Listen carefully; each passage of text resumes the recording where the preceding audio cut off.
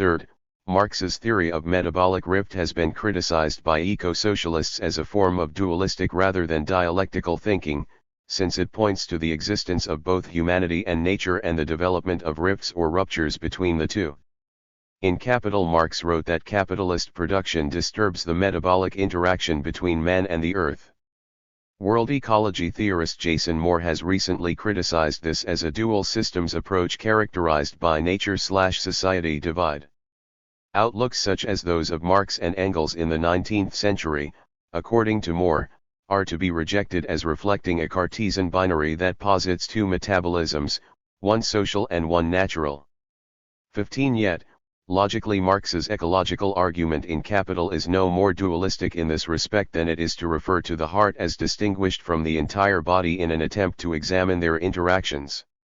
In any dialectical systems analysis, it is essential to abstract the part from the whole in order to learn about their interaction, and the various mediations that lie in between.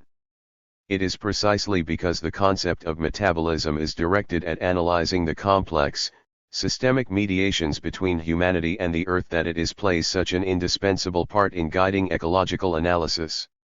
If there is a conflict between capitalism and the earth depicted in Marx's analysis, this is not due to some contradiction in his logic, rather the contradiction is that of the alienated system of commodity production itself. 192. A fourth device has been to argue that while Marx delved into the ecological contradictions of capitalism, he failed to place any intrinsic value on nature, adopting a purely instrumentalist approach. Nevertheless, we can see Marx's concern with the intrinsic value of nature in his criticisms of the systematic animal abuse in capitalist industry and to his worries regarding the extinction of species. More significantly, Marx's recognition of intrinsic value is evident in his aesthetics. For Marx, the entire realm of aesthetics, including the concept of beauty, emanates from human sensuousness. Human beings are conceived of as both human and natural beings insofar as they are not alienated social beings. In sharp contrast to Hegel, Marx declares that abstract thought is nothing in itself, that the absolute idea is nothing for itself, that only nature is something. Intrinsic value in Marx's aesthetics is not therefore something abstract, but a sensuous material relation of human beings to the world. Because of this, he writes, human beings also form objects in accordance with the laws of beauty. All four of the broad polemical responses to Marx's ecology, referred to above, are idealist in character. To privilege the question of whether Marx was right in terms of today's green ideology is to take an essentially idealist and abstract ethical foundationalist stance. 16 Likewise, to downplay his ecological contributions by claiming that he was Promethean, dualist, or instrumentalist is to raise issues that are idealist in character and related to green ethics. None of these criticisms, as we have seen, hold water, precisely because they fail to perceive the deep materialism of Marx's ecology. Marx's lasting contributions to ecology are most evident when they are understood in terms of the development of ecological science itself. This is threatening to many left thinkers since probably the greater part of Western Marxism has long rejected science and any meaningful materialist-realist philosophy. As Sebastiano Timpanaro wrote in the opening sentence of his On Materialism, perhaps the sole characteristic common to virtually all contemporary varieties of Western Marxism is their concern to defend themselves against accusations of materialism. The subsequent cultural turn and the growth of postmodernism and now posthumanism have, for the most part, only deepened this default.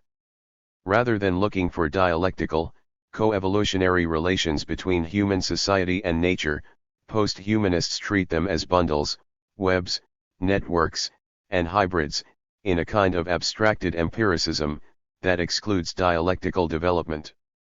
17 It should be immediately evident in a period of planetary emergency that a critical materialist outlook engaged with natural science is called for, demanding the return to classical historical materialism in this respect. Moreover, much work in the Marxian tradition that has been rejected to the point of being forgotten as too materialist or positivist needs to be retrieved as 193. Well, Marx's Capital needs to be read in new ways, generating a tradition and a knowledge that we can use in building the present. 18. Any analysis of Marx's work that excludes his ecological understanding is as weak and as useless in the present as an analysis that excludes his concept of alienation. As Luxemburg said, the development of the socialist movement itself in the face of changing material conditions compels us to dip once more into the treasure of Marx's thought, in order to extract therefrom and to utilize new fragments of his doctrine. A whole new Marxian ecological materialism and a new conception of socialism as a society of substantive equality and ecological sustainability is developing in the 21st century. A century and a half after the publication of Marx's Capital, we are learning new things from his ecological critique of political economy, including the need to start again in our revolutionary struggles on a fuller, deeper basis, rooted in the earth itself. Well grubbed, old mole. Notes 1 for Marx, as he indicates here, even the distinction between concrete and abstract labor, was merely an aspect of the distinction between use value and exchange value. 2. Marx's ecological value form analysis is explored in great detail in Paul Burkett. 3. Lukács refers here to the merely objective dialectics of nature. This was to be distinguished in his conception from the subjective dialectics of identical subject-object, which was to be the focus of his history and class consciousness and which became the main preoccupation of Western Marxism. Nevertheless, Lukács in his later work was to return to the issue of the objective dialectics of nature. 4. The characterization of Microcosmos as a work of genius comes from Martin Hunt. Daniels's work was not published due to his early death, but he did have one reader who commented on his book manuscript and whom he influenced, Karl Marx. 5. On the importance of Marx's last decade and the errors in seeing this as a non-productive period, see Tedershanen. 6c. For example, Jason W. Moore. Moore's use of the concept of the appropriation of nature generates a double confusion from a classical historical materialist perspective. Moore says Marx employed the notion of the appropriation of nature as the equivalent of exploitation, an entirely different concept.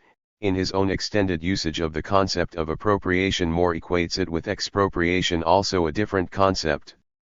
7. Liebig also wrote of Raubwirtschaft or robbery economy. 8. On Marx's use of the vampire metaphor, see Mark Neocleus. 9. For example, Marx's ecological critique is almost completely absent, receiving at most bare mention, in such important works as David Harvey, Michael Lebowitz, and Terry Eagleton. 10. Harvey appears to contradict himself later on the same page, referring to the dialectical metabolic relation to nature. It is important to note that the rejection of the relation of Marx's analysis to natural conditions and natural science on the part of Marian thinkers would have been incomprehensible to earlier left generations. See, for example, Bernal. 194. 11. For the distinction between first-stage and second-stage eco-socialism, and for an anti-critique that demonstrates the fallacy of arguing that Marx and Engels downplayed thermodynamics and fossil fuels, see and Paul Burkett. 12c. For example, Daniel Tanuro, where the criticism is launched that Marx and Engels were not, despite all of their ecological insights, ecologically correct by today's standards, as if this, and not their method of analysis, is the real issue. See also Kovel, Martin Decade and Salvatore Engel de Moro. 13. Alf Hornborg argues against what he calls selective exegesis of Marx's texts, in which evidence from the texts is introduced in the context of interpretations of his system as whole. This serves to justify Hornborg's declaration in the very next sentence that Marx and Engels had a Promethean trust in technological progress, an assertion for which he believes evidence would be entirely superfluous, as he himself has simply pronounced it to be so. The persistence of the Promethean myth with respect to Marx and Engels, and the reluctance of some eco-socialist theorists to drop it, can be seen in the evolution of the overall impressive work of Lowy, who has presented this criticism of Marx in the past, but who has more recently moved towards a nuanced view, conceding now that there is no evidence whatsoever for the Promethean criticism. And yet he nevertheless tries to retain it in part, seeking to find some concrete basis for contending that Marx and Engels had an uncritical stance towards the productive forces created by capital. See Lowy. 14. The theoretical significance of the fact that Marx and Engels in the first part of the Communist Manifesto launched out on a panegyric upon bourgeois achievement that has no equal in economic literature was first emphasized by Joseph Schumpeter in his famous 1949 essay The Communist Manifesto in Sociology and Economics. Quotations that rely directly on this panegyric to bourgeois industrialism as a way of compromising Marx and Engels' commitment to ecology still appear as in Loewy but fundamentally misunderstand the way in which the critique in the manifesto was constructed. On this whole issue see 15. It should be noted that Moore does not criticize Marx directly but rather attributes Marx's views on metabolic rift incorrectly to me, and criticizes me for these supposedly dualistic conceptions. The real target, however, is Marx. 16. On the radical historical rather than foundationalist approach to ethics that characterizes Marx's thought see Cornel West. 17. On post-humanism, see Hornborg. 18. See Eric Foner's related comments on a history we can use in Foner. 11. 5. Explicit and implicit notions of revolution in capital, Volume I, as seen from a multilinear, peripheral angle Kevin B. Anderson. 1. Introduction. It has been sometimes said of Capital that, as against the Communist Manifesto, it is a scholarly theoretical work that does not call for or even sketch the notion of revolution. From this standpoint, the main theme of the book is the unfoldment of the capital form, with many dialectical twists and turns. This is certainly not a false picture. And as is well known, the censors allowed the 1872 Russian edition of Capital to appear because they considered it a purely scholarly work.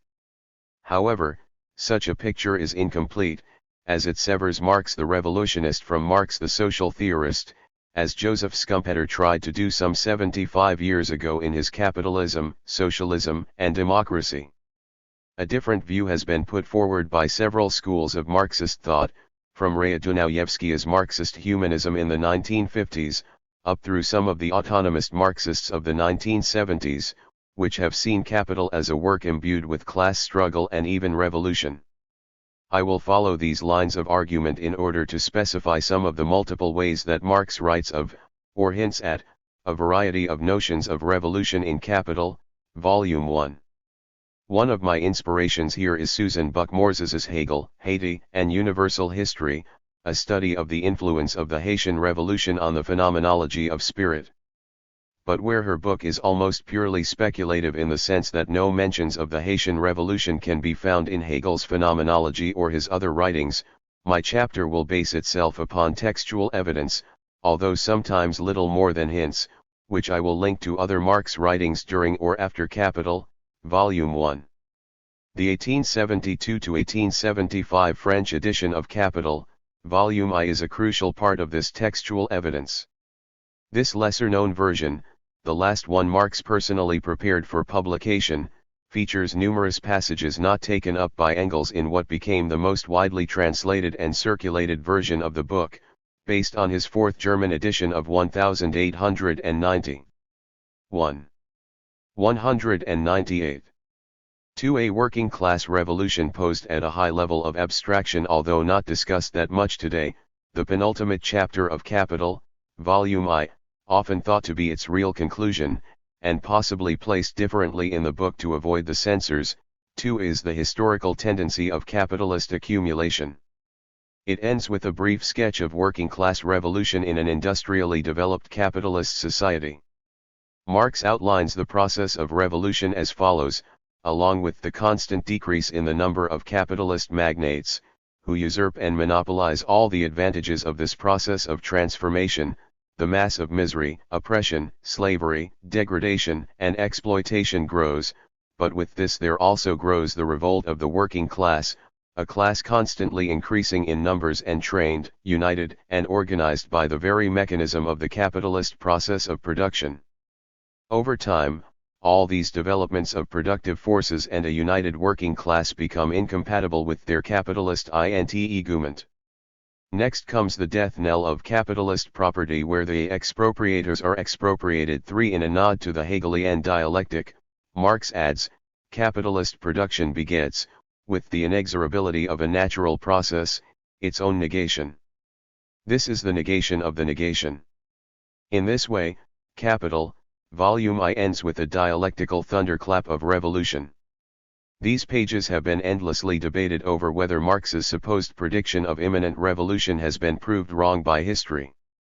Leaving that debate aside, what is also notable about this chapter is its quite high level of abstraction.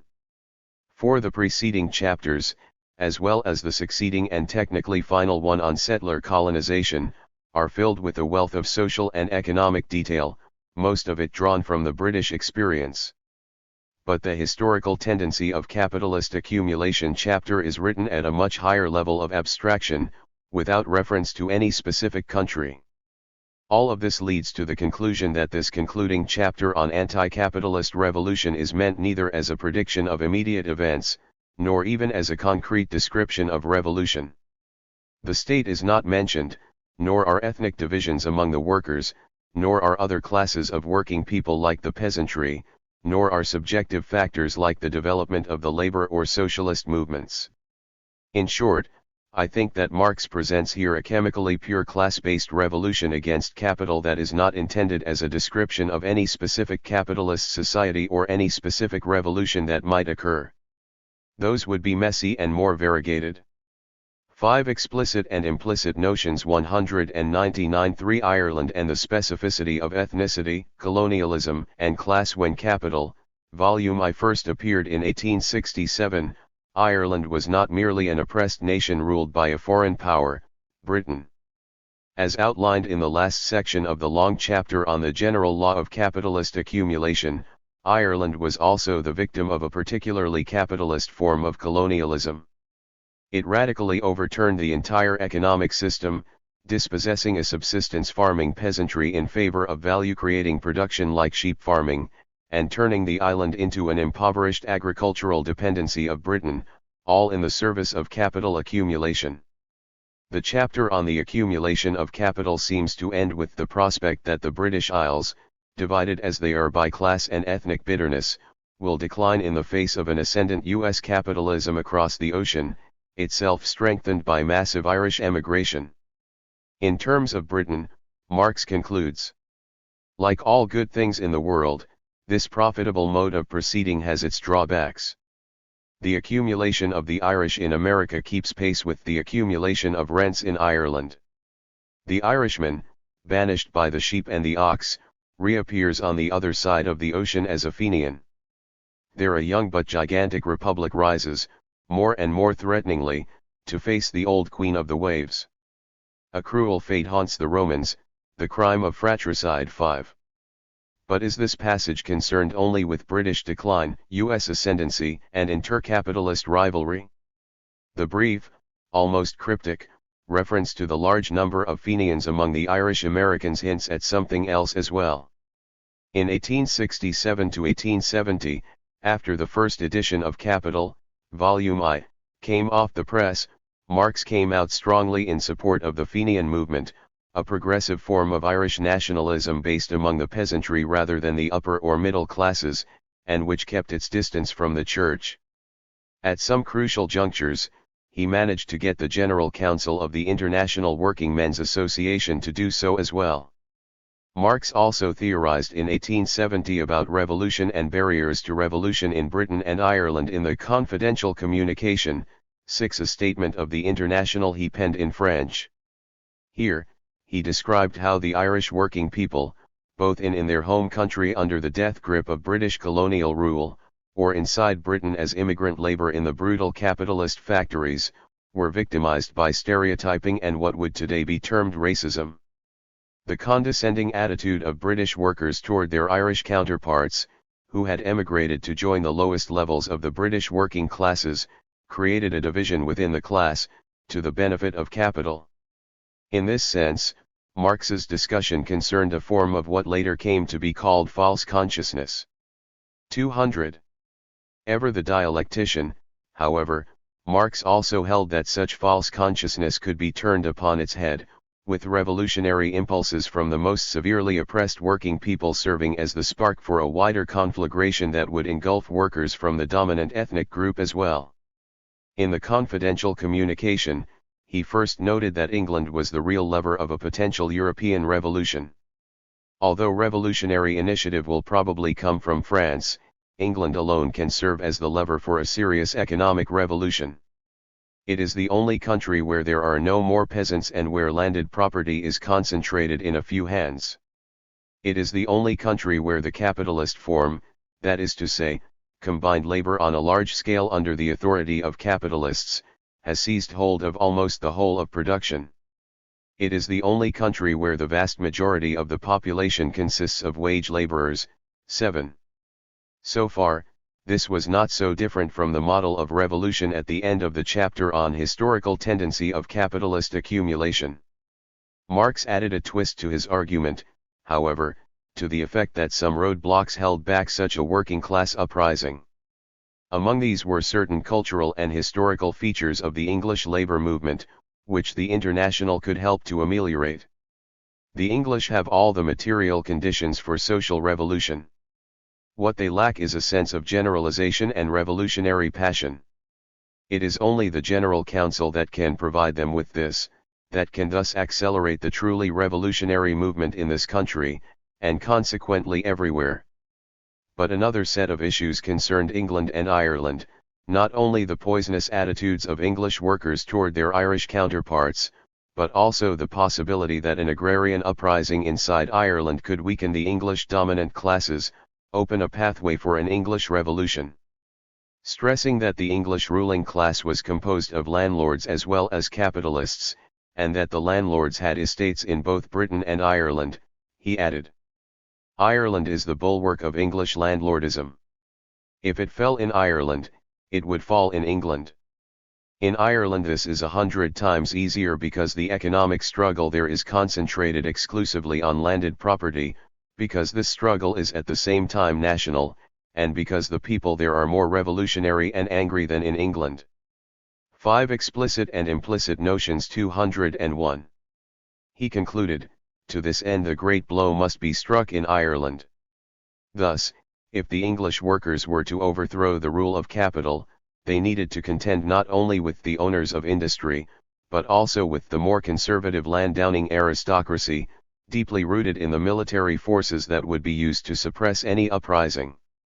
But those landlords had a major weak spot, their holdings in Ireland, where the Fenian nationalist movement constituted a potential ally of the British working classes against both capital and landed property.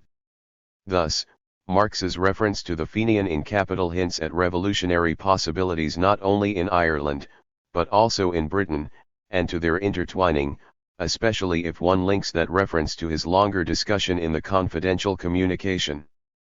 These texts taken together are an example of Marx's mature theory of revolution and capital accumulation at a specific juncture, Britain and Ireland in 1867 to 1870. It is not an abstract model so much as a very concrete description of the intertwining of class with race/ethnicity/nationalism in terms of both capitalist hegemony and the threat of revolution by an ethnically diverse but potentially united laboring people, both industrial worker and peasant. For race, class, and revolution in the U.S., from above and below another type of revolution mentioned in Capital centers on the Civil War in the U.S. of 1861 to 1865 and the period of Reconstruction that followed, with Northern troops occupying the South until 1877. In the preface to the 1867 edition, Marx refers to radical transformations in the offing in both Britain and Reconstruction America as proof of the generalization that society is no solid crystal. In terms of the U.S., he writes that after the abolition of slavery, a radical transformation in the existing relations of capital and landed property is on the agenda, referring to what is today termed 40 acres and a mule, the land grants that radical Reconstructionists attempted to cede to the former slaves. For discussions, see Nimtz 2003 and Anderson 2010. This initiative was blocked by a single vote when the effort to impeach the virulently racist and obstructionist President Andrew Johnson failed in the Senate in 1868, 1 year after Marx published those lines. The attempt to impeach Johnson occurred at the high tide of Reconstruction as a revolutionary event. But even without that radical land reform measure, which would have gained for the emancipated slaves not only political freedom, but also economic sustenance. The Civil War and Reconstruction carried with them many revolutionary effects and potentials. In a certain sense, the Civil War was a revolution from above, enacted by the federal government during the war itself and then afterwards in the occupied South, as seen in the attempt at radical land reform by the Congress. 202. But it was not only that. The revolutionary process also involved extensive participation from below by the African American masses, both free and slave, and before, during, and after the war. For example, as the Marxist historian Bruce Levine notes, even something as seemingly top-down as Lincoln's Emancipation Proclamation of 1863 was used as an agitational document by the Union Army. It distributed thousands of copies, which were passed hand to hand.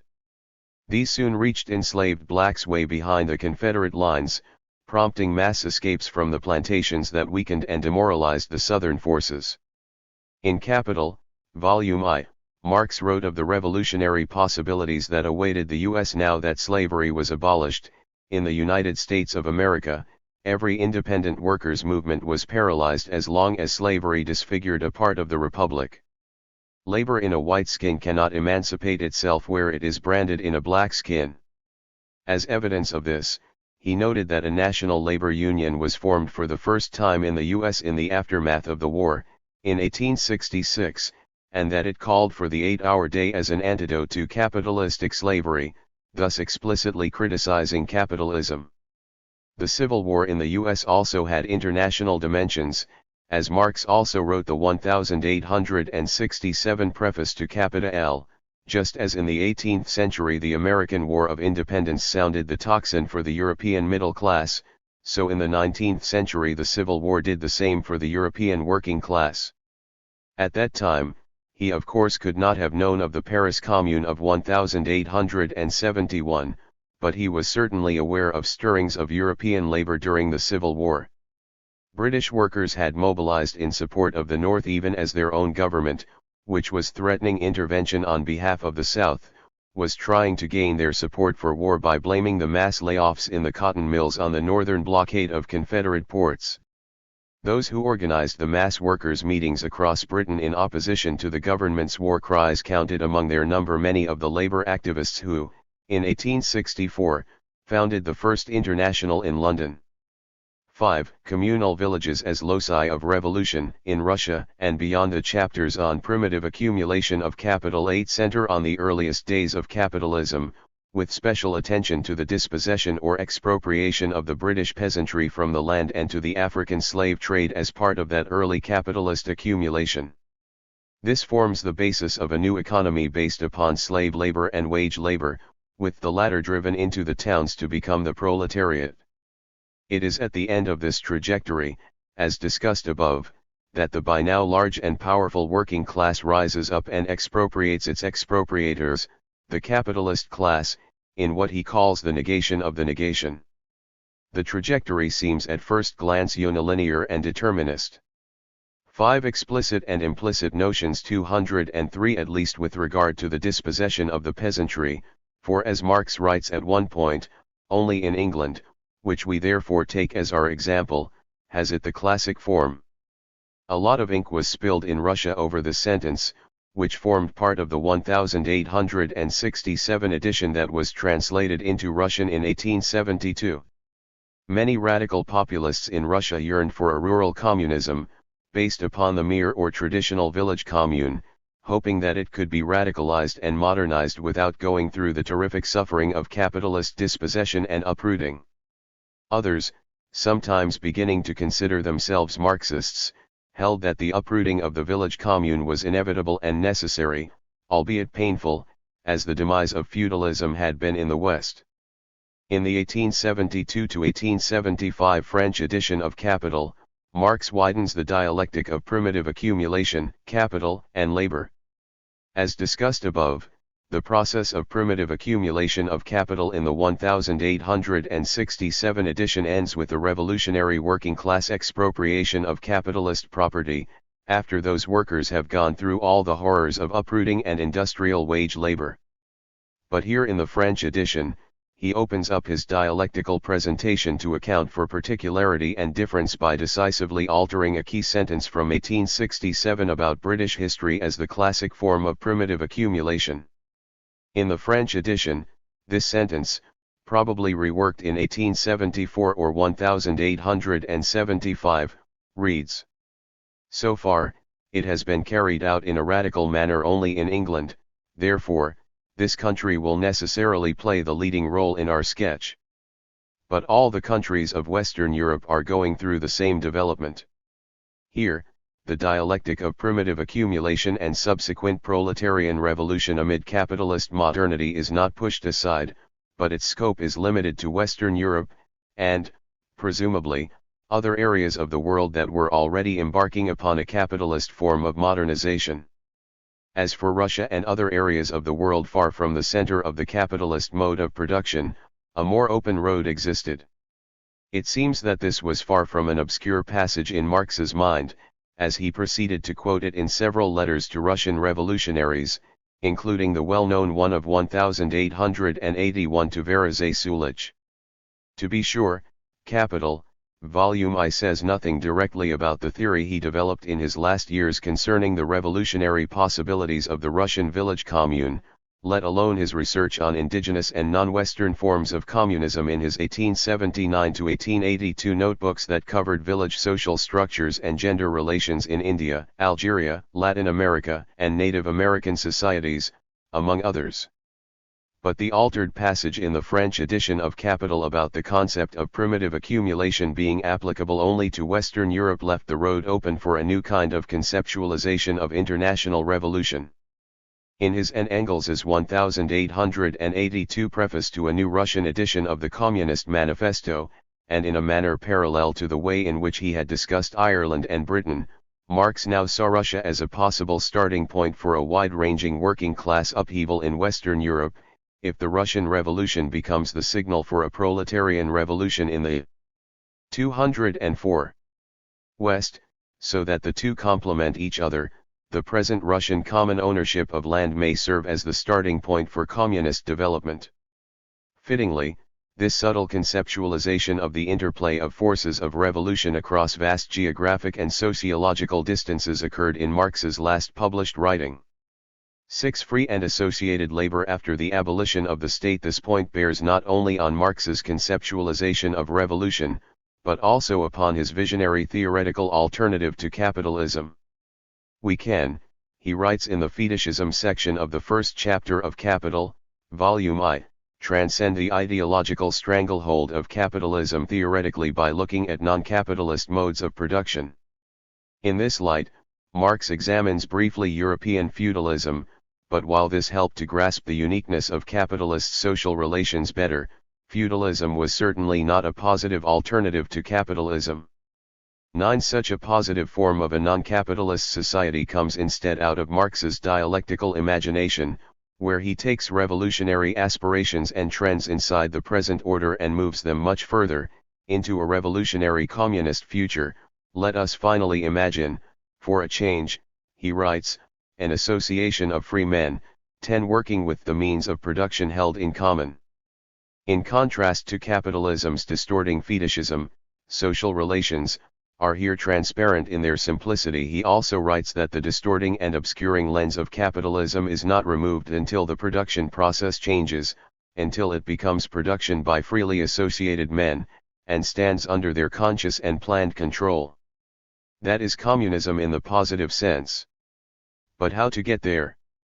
One way is revolution, and as we have seen above, Marx had a number of conceptualizations of revolution. One element not discussed here so far, however, is the need to abolish the state, a theme that comes to the fore in his writings during the same period, 1867 to 75, when he continued to work on Capital, Volume I, through the second German edition of 1872 and the French edition of 1872 to 1875. Marx wrote on numerous occasions of the free association or freely associated labor as fundamental to his concept of communism, as he did here in Capital. 11. But in the Civil War in France, his analysis of the Paris Commune of 1871, he connects freely associated labor to the abolition of the state as a prerequisite for the abolition of capitalism itself. Using almost the same wording as in the fetishism section of Capital, Volume I, Marx writes of the Paris Commune in terms of freely associated labor. It wanted to make individual property a truth by transforming the means of production, land and capital, now chiefly the means of enslaving and 5. Explicit and implicit notions 205 exploiting labor, into mere instruments of free and associated labor. But this is communism, impossible communism. He also writes of the abolition of the state, that the Paris Commune had moved toward the destruction of the state power which claimed to be the embodiment of that unity independent of, and superior to, the nation itself, from which it was but a parasitic excrescence. Finally, Marx notes that the Commune, which continued to maintain wage labor and other capitalist forms, was not itself communism, but it did constitute the political form at last discovered under which to work out the economical emancipation of labor. Two things stand out here in terms of the relation of his concept of an anti-statist, anti-capitalist revolution in these two texts, Civil War in France and Capital, Volume I. First, as mentioned above, the language about freely associated labor as an embodiment of modern, democratic communism is virtually the same in the two texts. Second, there is the possible influence of the events of Paris Commune on the structure of Capital, Volume I. For while the language cited above about freely associated labor had already appeared in the first German edition of 1867, it was not highlighted very much, but buried in the middle of a long chapter on commodities and money. By the second German edition of Capital that appeared in June 1873, and in the slightly earlier, at least for the first chapter, French edition, which began to appear in September 1872, Marx gave the language about freely associated labor far greater prominence by creating for the first time a named section of Chapter 1 entitled, The Fetishism of the Commodity and its Secret, which formed that chapter's conclusion and which included additional material not found in the 1867 edition.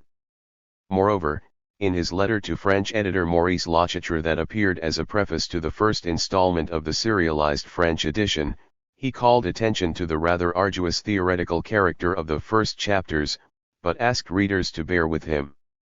In so doing, he was very likely calling attention to the material at the end of the first chapter, in the fetishism section, that spoke of freely associated labor, which was a major theme of Civil War in France as well. These connections between Capital, Volume I, and the Paris Commune seem plausible enough today, once they are unpacked. 12. But they would not have been clear to French and German censors at a time when the Paris Commune, suppressed in spring 1871, was still causing hysteria within political establishments across Europe. Thus, I am suggesting that the language of the Civil War in France and of Capital, Volume I on freely associated labor is interconnected, and that the post-Commune editions of Capital bring that language to greater prominence. In this sense, Capital, Volume I contains, at least at an implicit level, a link to the anti-statist, communist spirit of the Commune. 206. 7. Conclusion. In this chapter, I have argued that Capital, Volume I can be connected to 5 different notions of revolution, a working class uprising that wells up as a revolutionary negation of the centralized productive apparatus of modern industrial capitalism, as in Britain at the time, but posed at a high level of abstraction, the much more specific and concrete notion of a British workers' revolution being sparked by an agrarian revolution in Ireland, which would shake up the ethnicized false consciousness of British workers and unite them in an anti-capitalist revolution with their immigrant Irish co-workers, revolution from above and below, and in connection to the racialized capitalism of the U.S. during and after the Civil War, revolution out of joint with the main thrust of Capital, Volume I, beginning in non-capitalist agrarian societies with communal village systems that, in resisting capitalist encroachments, could also emit sparks might ignite the revolutionary labor movement of Western Europe, revolution that abolishes the modern centralized state as in the Paris Commune, during which freely associated labor was briefly established before its bloody defeat. In short, we can discern, in Capital, Volume I and related writings, a Marx who thinks of revolution in terms of capital and labor, but not in a reductionist manner that excludes factors like race, ethnicity, colonialism, the state, and the relationship of non-capitalist social structures to modern capitalist ones. 12. Had Capital been written today? Pietro Basso. 1. Why such a schema of exposition of capital? Any great work of the human mind inevitably suffers from its time.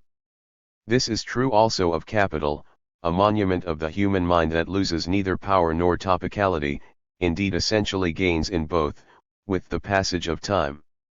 For anyone approaching it today cannot but hear, especially in its form of exposition, the echo of scientific and cultural disputes from the mid-19th century.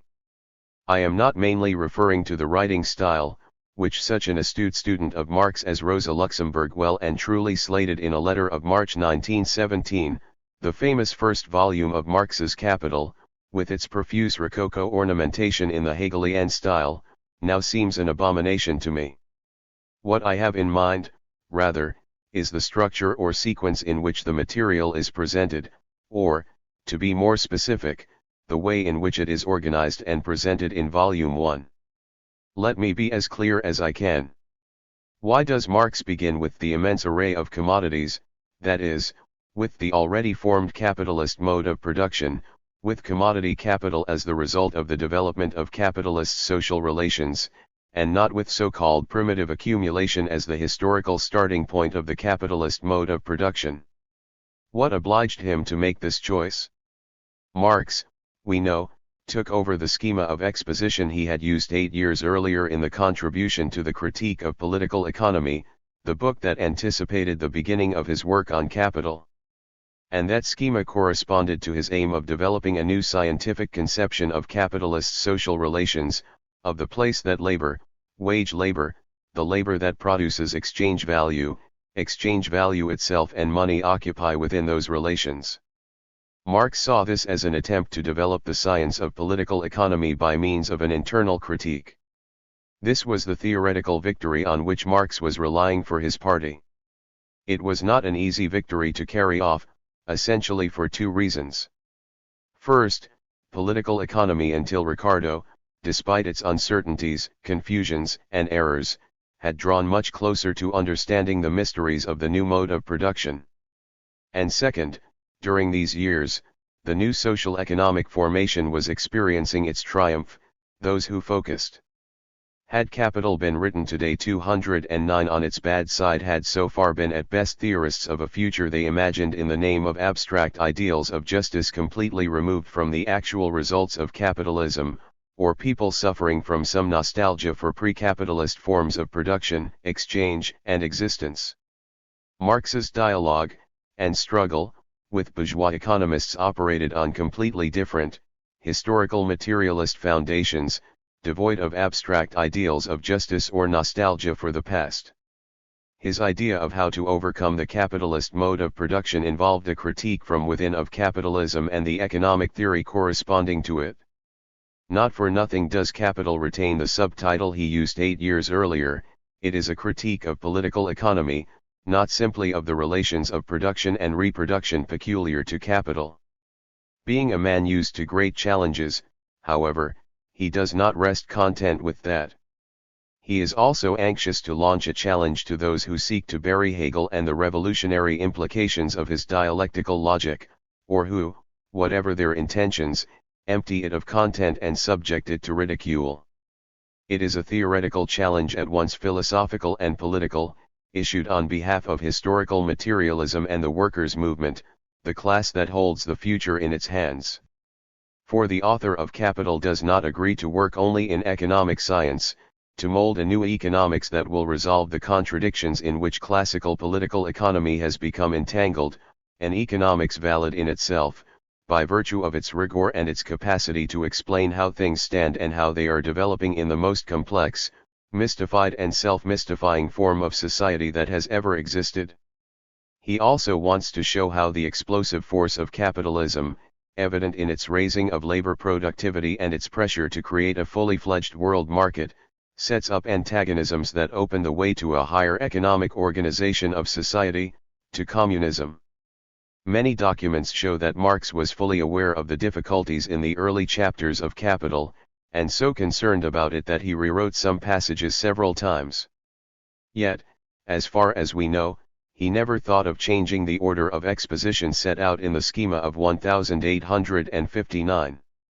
This remained the same even when he decided to modify the method, no longer rising from the abstract to the concrete, as in the introduction of 1857, but rising from the particular to the general, one from the commodity as the elementary form of the capitalist social drama to the economic law of motion of modern society and its internal contradictions.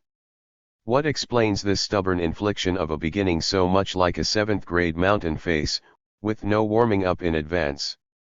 Marx, the founder of critical political economy, wants to settle accounts once and for all both with previous economic theories and with the last great production of philosophy, the rational kernel of Hegel's logic, by incorporating their highest achievements in a dialectical exposition of the material of economics.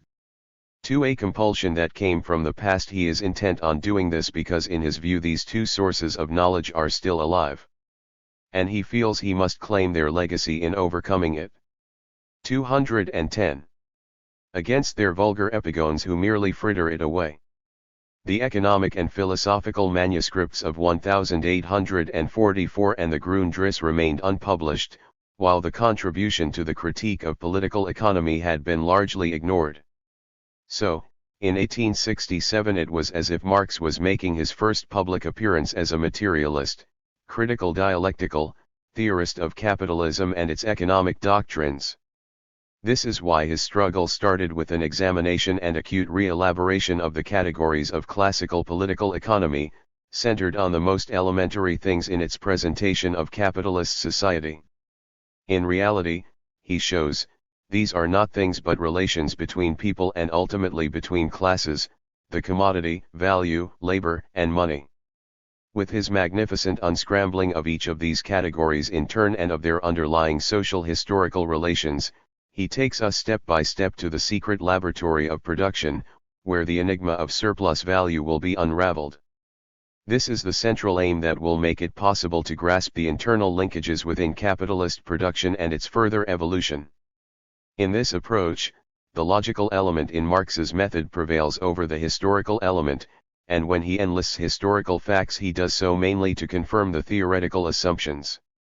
It does not seem exaggerated to say that in Volume I history, with all its sound and fury, bursts onto the stage only in Chapter 10, The Working Day, which depicts the creeping civil war between the capitalist class and the working class over the length of the working day. History is allowed to appear only after the lenses required to bring it into focus, the categories, have been adequately sharpened. This is how Marx chose to proceed in 1867, or rather, a decade earlier. And all we can do today is understand why the decision, with its attendant contradictions, was in some respects forced on him. This compulsion derived above all from his studies of philosophy and economic doctrines in the 1840s and 1850s. It was a compulsion that came to him from the past. To be sure, the notebooks containing the material of theories of surplus value were compiled in the years between 1861 and 1863, but Marx's theory of value, surplus value, and money was already complete by 1859. And the years after 1863 were devoted more to the definition of a new exposition of the material he had already gathered, and to the tireless drafting and polishing of the book of his life, than to further completely new investigations of economic theory. 2. Of course his studies of economic theory did not stop, he continued them especially with regard to the expanded reproduction of capital and land rent, but I think we can say that, from the mid-1860s, partly because of his involvement in the International Working Men's Association, the center of gravity of Marx's research moved from economic theories to historical studies. His settling of accounts with philosophy and political economy, following that with law happened in his youth, was now essentially over, as he concentrated more and more on the history of forms of society prior to the capitalist mode of production, the dynamic of its formation in antagonism with those forms, and the transition from capitalism to socialism. The shift is discernible in his work. Had Capital been written today 211 on the French edition of Capital, which contained additions more or less exclusively to Part 8, the so-called primitive accumulation 3 thanks to Kevin Anderson's important marks at the margins and the work of other researchers, for we can now see perfectly clearly Marx's growing commitment to the historical ethnological study of pre-capitalist social formations and countries under European colonial rule. Also clear is the impact of these studies on his general conception of historical processes, on the location of capitalism within a complex, nonlinear succession of modes of production, and also, of course, on his political positions regarding anti-colonial struggles. 3. Today, beginning from the primitive accumulation. This said, we must consider whether it makes sense today, in critically examining the nature of capital, to begin as in 1867 with analysis of the commodity and that whole type of phenomenology. My own answer is, definitely not, for the simple reason that the dual struggle with political economy and the squanderers or liquidators of Hegel's thought belongs entirely to the past. It is a closed chapter. Marx is alive, whereas his theoretical adversaries of 1867 were laid to rest quite a while ago, and there is no chance that they will come back to life. It is not only today that official political economy has lost any claim to scientific status.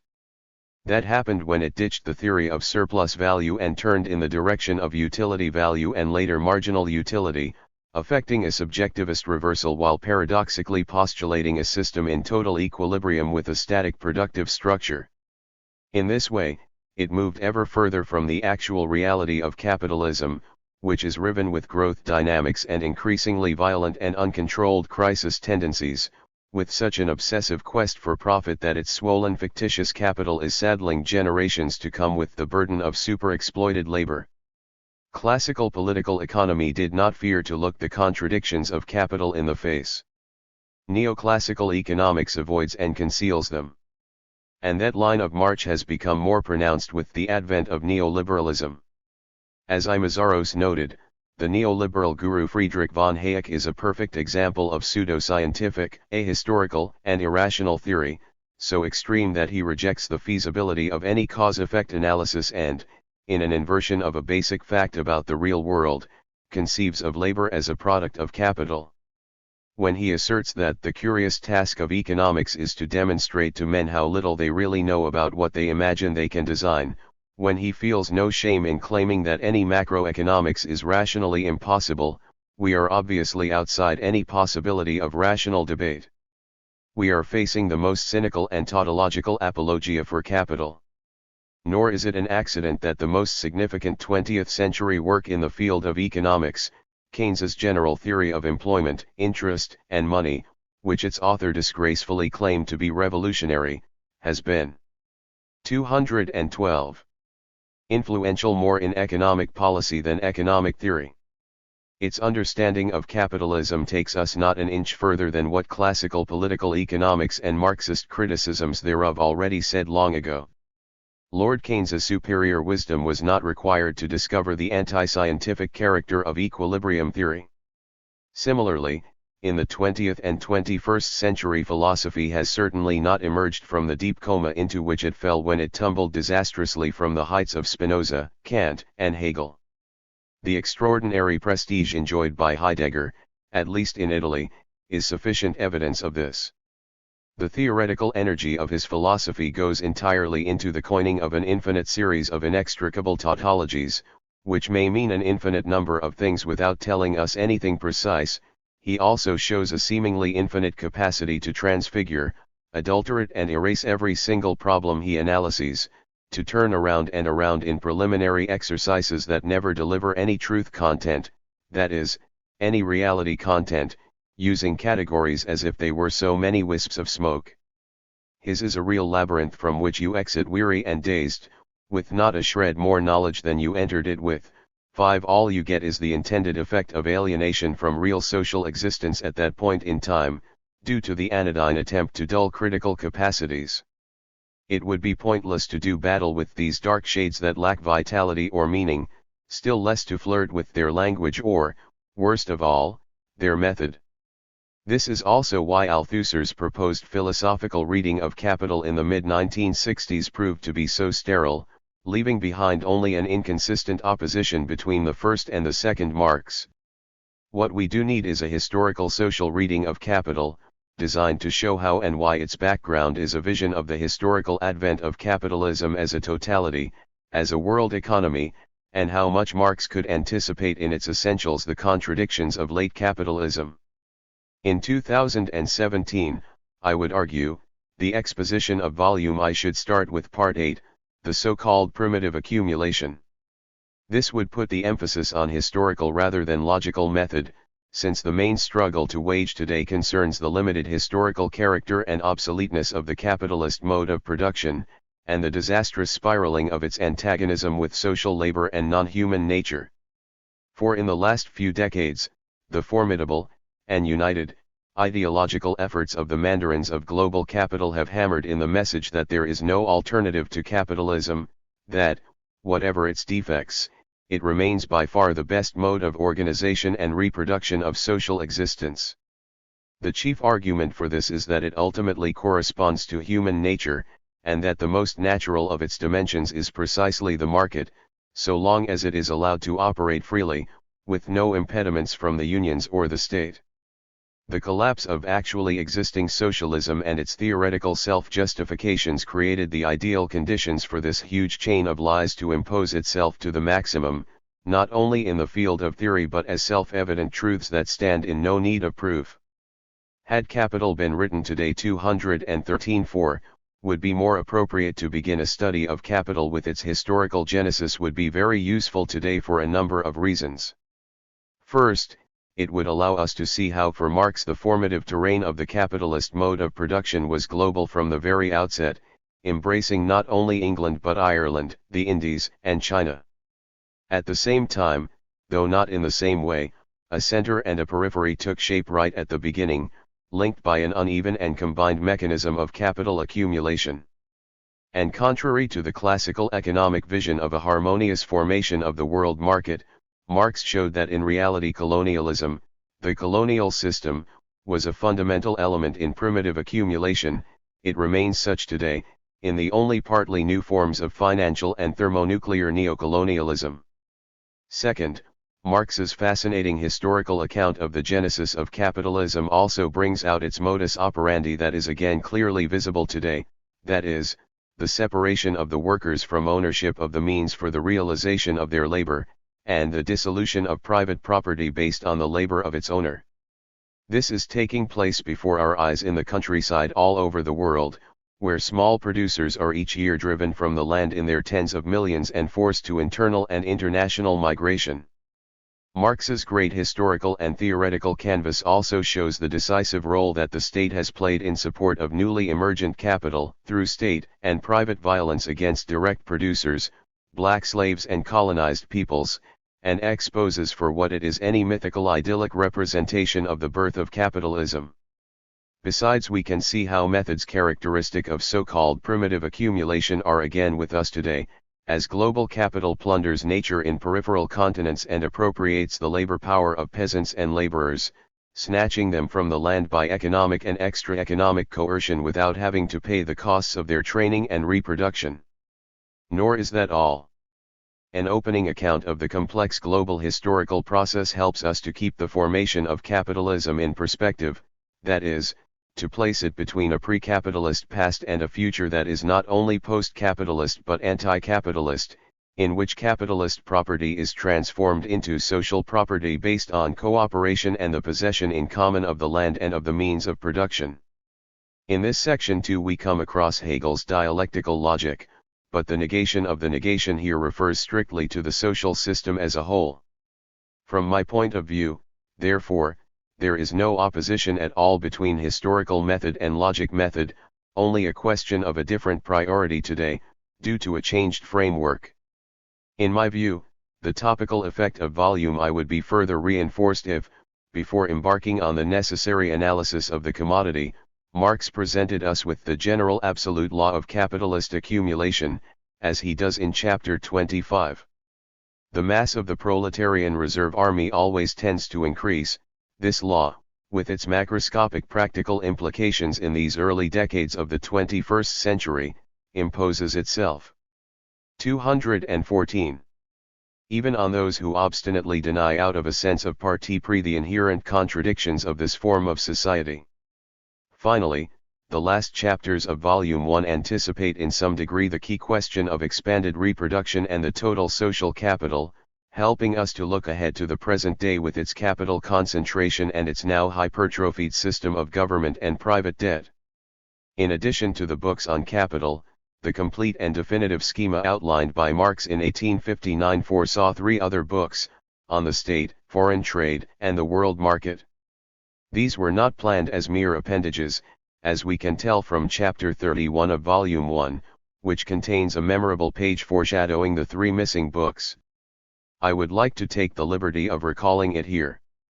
The discovery of gold and silver in America, the extirpation, enslavement, and entombment in mines of the aboriginal population, the beginning of the conquest and looting of the East Indies, the turning of Africa into a warren for the commercial hunting of black skins, signalized the rosy dawn of the era of capitalist production.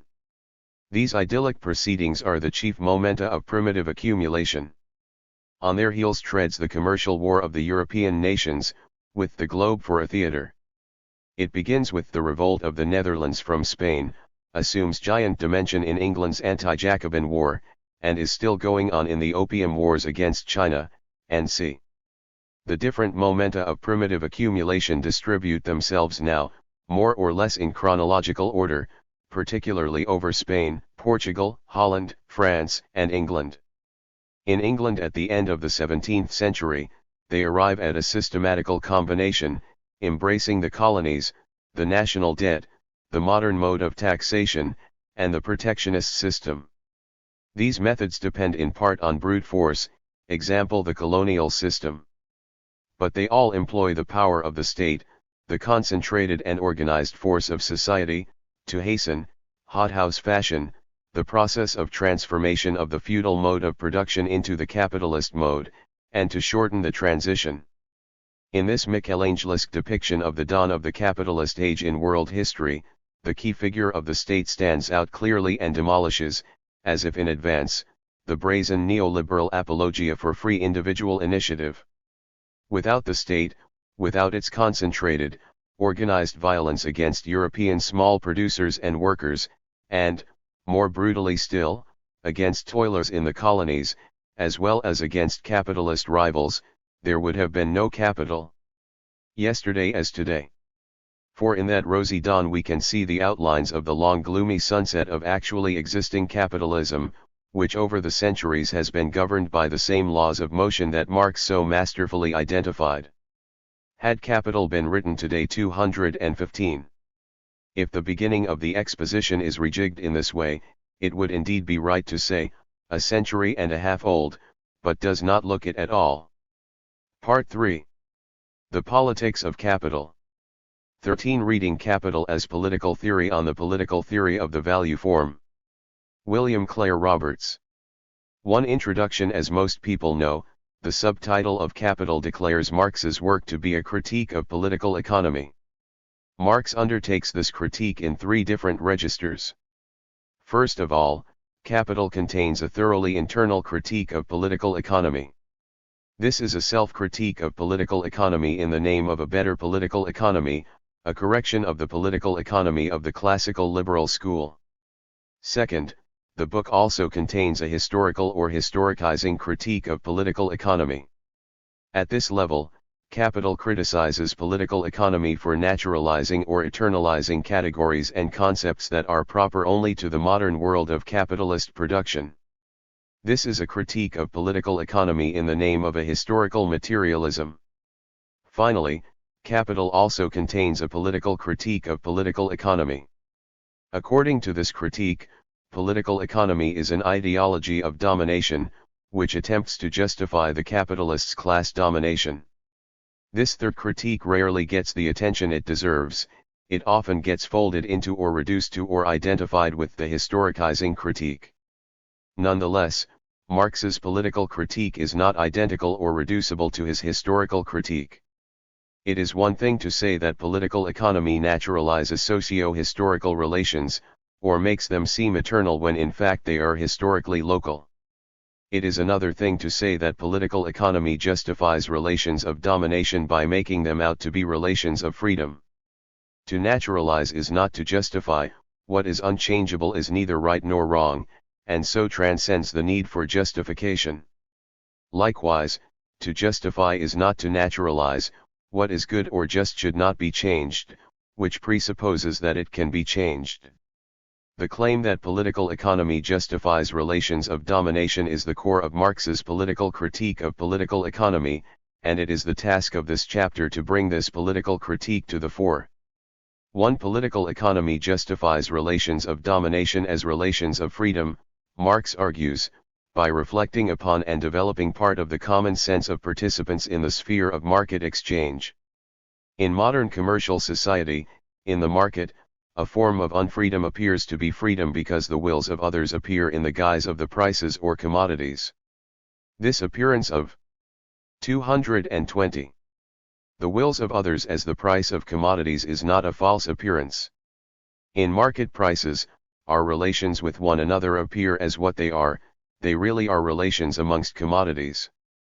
But, these market relations also appear to be free relations because, first of all, the people that we meet in the market do not seem to have any discretion regarding the costs they impose on us in terms of the goods that they offer. We are all price takers, not price makers, as the economists say. Second, exchanging commodities excludes, normatively, threats and uses of force. Therefore, it seems as if no one is impinging upon our freedom when we buy and sell in the market.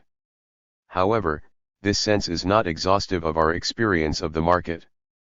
Those who are dependent upon the market for their survival and their well-being experience something besides their one-to-one interactions with shopkeepers and employers. The prices of goods and the level of wages are susceptible to unpredictable movements irrespective of the needs and desires of those individuals who are ruined or put out of work thereby. Attention to this experience of the market as something that imposes itself upon us in an unpredictable and mysterious way was very much alive in the discourse of 19th-century socialists before Marx. Marx seeks, in Capital, to develop this other aspect of market experience, and to show that it is more revelatory of the dynamics of the market than is the experience of freedom developed by political economy. Of particular importance for those who want to understand Marx, Owenites in Britain and Proudhon in France had articulated a more or less coherent language of protest against market dependence. Both sought to explain the experience of powerlessness before the market or domination by the market by tracing this experience back to what they called the money mystery, or the fetishism of gold. The extent to which Marx borrowed his phrasing in Capital from these pre-existing critical discourses is not widely appreciated. As a result, the precise differences between Marx's account of the market in chapters 1 through 3 of Capital and the Owenite-Proudhonian account are invisible. When Marx's theory of exchange and money is compared to the Owenite-Proudhonian theory, the political stakes of Marx's theory become palpable. To this end, this chapter will summarize the Owenite-Proudhonian account of the mystery and fetishism at work in the market, emphasize Marx's two theoretical innovations, and draw out the political consequences of Marx's own theory by way of a comparison with the recent accounts of Michael Heinrich and 2. The money mystery. Before Marx, the notion that a mystery lay behind the operations of the monetary economy was quite old by the time Marx would have first encountered it. It goes back at least to 1818, when William Cobbett, in Cobbett's Political Register, called the Bank of England the great tool of tyrants and a partner with them in cruelty and plunder, and argued that the paper money, reading Capital as political theory 221, mystery was a mystery as complete and almost as sacred, as any other of those mysteries, by the means of which artful and impudent knaves have contrived to rob the laboring part of mankind. According to Cobbett, the bank and its paper money were a thicket in which it was nearly impossible to determine what was really going on, a hiding place for conspiracy. As such, the bank ran counter to the Republican concern that citizens be able to determine where the responsibility for a bad outcome actually lies. Worries about currency manipulation and financial conspiracy were as prevalent among early socialists as they had been among older radicals. William Thompson, for example, argued in Labor Rewarded that there is not one of the old expedients of force and fraud practiced on the industrious classes, not even the iniquities of human wholesale butchery under the name of wars, that has produced, and is at every moment liable to produce, more extensive misery to those classes, than arbitrary alterations in the currency by the portion of the idle who form the governing classes. But socialists no longer hunted the mystery of money only or primarily in central bank machinations. They also tried, as John Francis Bray did in Labor's Wrongs and Labor's Remedy, to identify the occult operations of money itself, as it circulates in society. Similarly, John Gray claimed in The Social System that commercial London presented itself as a puzzle, and that he wanted to penetrate the unfathomable mystery with which everything seemed to be invested.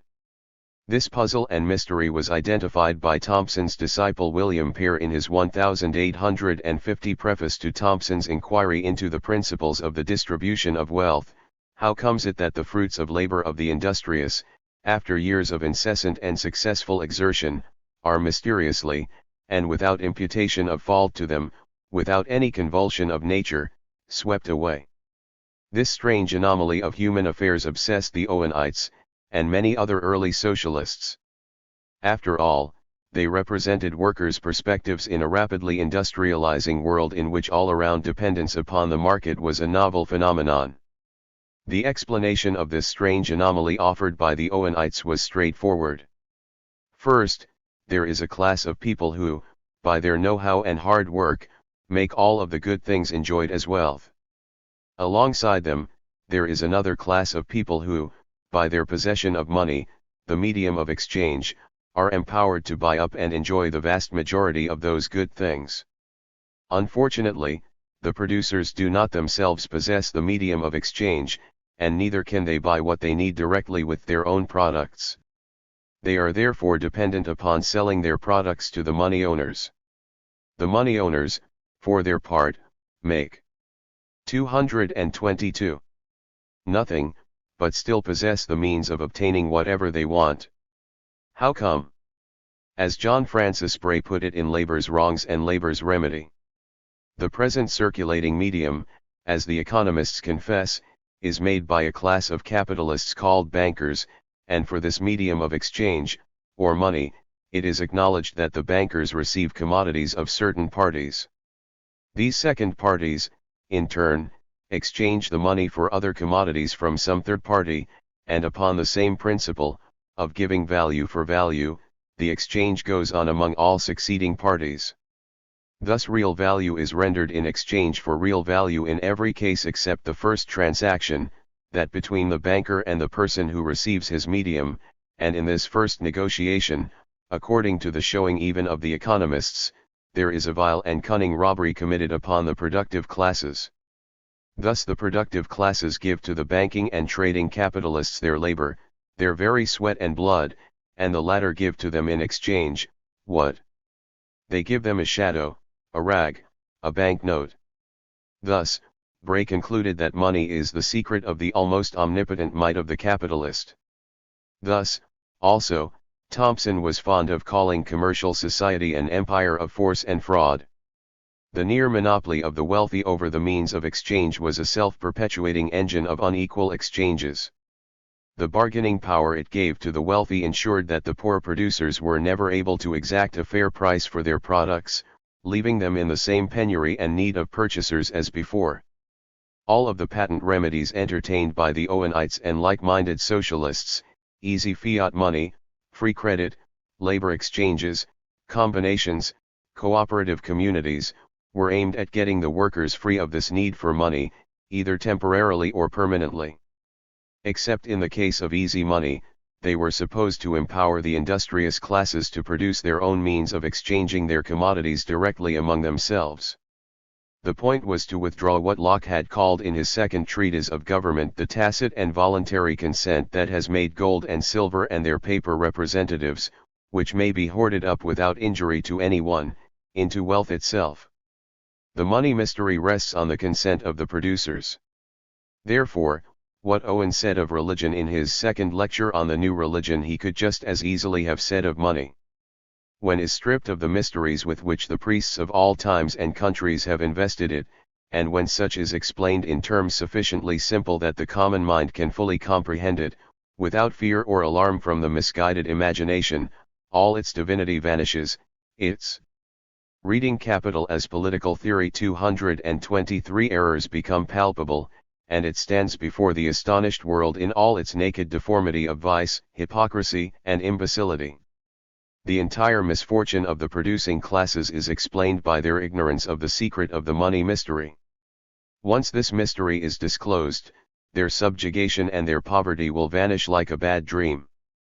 Only a false consciousness of their situation keeps the laboring classes from refusing any longer to sacrifice their efforts and products for the exclusive advantage of their masters. On July 31, 1848, this conception of the problem facing working people was articulated publicly in Paris, addressed to the most august representatives of the upper classes. Standing before the Constituent National Assembly, the only supporter of his own motion to establish a free credit bank financed by a one-third tax on rents and interest, Proudhon argued that the only way to guarantee the right to work, established in Articles 2, 7, and 132 of the Constitution, was to guarantee demand for the workers' products. According to Proudhon, this demand was present in potentia, the power to consume, in society and in the individual alike, is infinite. What prevents us from actuating our love of comfort and effective enjoyment, and thereby guaranteeing to the producers of the means of that comfort and enjoyment a rich reward for their efforts, is the fact that goods can only be circulated between producers and consumers by the intercession of gold and silver as instruments of exchange. This creates a bottleneck in the circulation of goods. The monopoly power of the holders of gold and silver allows them to charge interest and to buy up large holdings of capital and land, for which they can charge rent. The poor producers, meanwhile, are stranded on the shores of their own products, which they can neither enjoy directly nor exchange directly for what they need. Free credit would deliver them from their enforced hermitage, and allow them to bring home the good things that others have created. By this means, consumption will be relieved of all burdens, as will the faculty of enjoyment, and the labors of all will be guaranteed to be fruitful. All that is needed, Proudhon proclaimed, between bouts of laughter and sundry exclamations from the assembly, was to allow the fetishism of gold to give way to the realism of existence. 3. Marx's theoretical intervention. Marx sought, in Capital, to decisively and definitively displace this sort of explanation of workers' troubles. The problem, according to Marx, is that neither Proudhon nor the Owenites have a good grasp of how markets actually work. They made three errors in Marx's eyes. First of all, they treated money, or gold, as an alien intrusion into the exchange of products. They thought of it as a medium of circulation without any value of its own, created 224 by bankers and governments and sustained by superstition. Therefore, second, they wanted, in one way or another, either by free credit, as in Proudhon, or by labor notes, or by other means, to make workers' products directly exchangeable for other goods without having to meet up with this rare and artificial medium of exchange. Finally, they assumed that the money owner's stranglehold on gold and cash compels producers to sell their goods below their real value, determined by the labor bestowed upon them in their creation. Proudhon and the Owenites were very alive to the fact that market dependence feels a lot like enslavement to a capricious master, on whose unpredictable whims one hangs. However, according to Marx, they had no good explanation of why this is the case. As a result, they over-personalized the relations of domination experienced in the modern market, and they treated these relations as the consequences of the moral qualities of the people thereby related. Thus, they reduced the workers' difficulties to the fact that people want the wrong things, or that people are superstitious, or that a few people are, behind the scenes, in control of the monetary economy. Understanding and appreciating this background is crucial for appreciating what Marx is attempting in Part 1 of Capital. In these opening chapters, Marx intervenes into this existing socialist discourse and articulates a different understanding of the market, one that better grounds the worker's experience of its capricious nature. In order to do so, Marx makes 4 interrelated arguments in Part 1 of Capital. First, he argues that commodities are already money in germ. That is, the evils that Proudhon and the Owenites want to pin on money are already there in the commodity itself. Second, Marx argues that value can only be expressed in exchange. We can't find out what the value of something is, except by confronting it with other commodities and finding out what it is worth in exchange. As he puts it, exchange value is the necessary form of appearance, or the necessary form of expression of value. Third, Marx argues that the labor that is the substance of value cannot be measured anywhere except in exchange. The labor that forms value is abstract labor. It is not the concrete, actual labor that one can observe, experience, and measure with a stopwatch. Moreover, the labor that forms value is socially necessary labor, and for Marx that means it has to satisfy a social need, i.e. prove itself to be required in the exchange of its produce. It is only when your goods sell that you find out whether or not the labor you expended was socially necessary or not.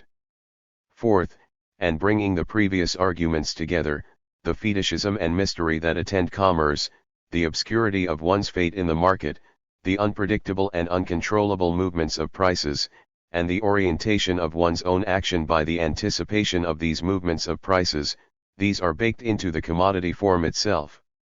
They are part and parcel of the circulation of commodities via exchange, and of production for exchange, which are themselves the necessary concomitants of the capitalist mode of production using wage labor.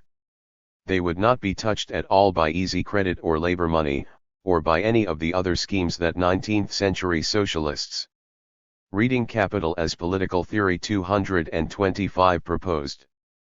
To bring Marx's critical point up to date, they would also not be touched by Keynesian helicopter drops of money, or by basic income plans, or things like this.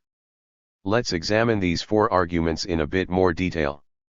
First, Marx displaces the explanatory appeal to the money mystery.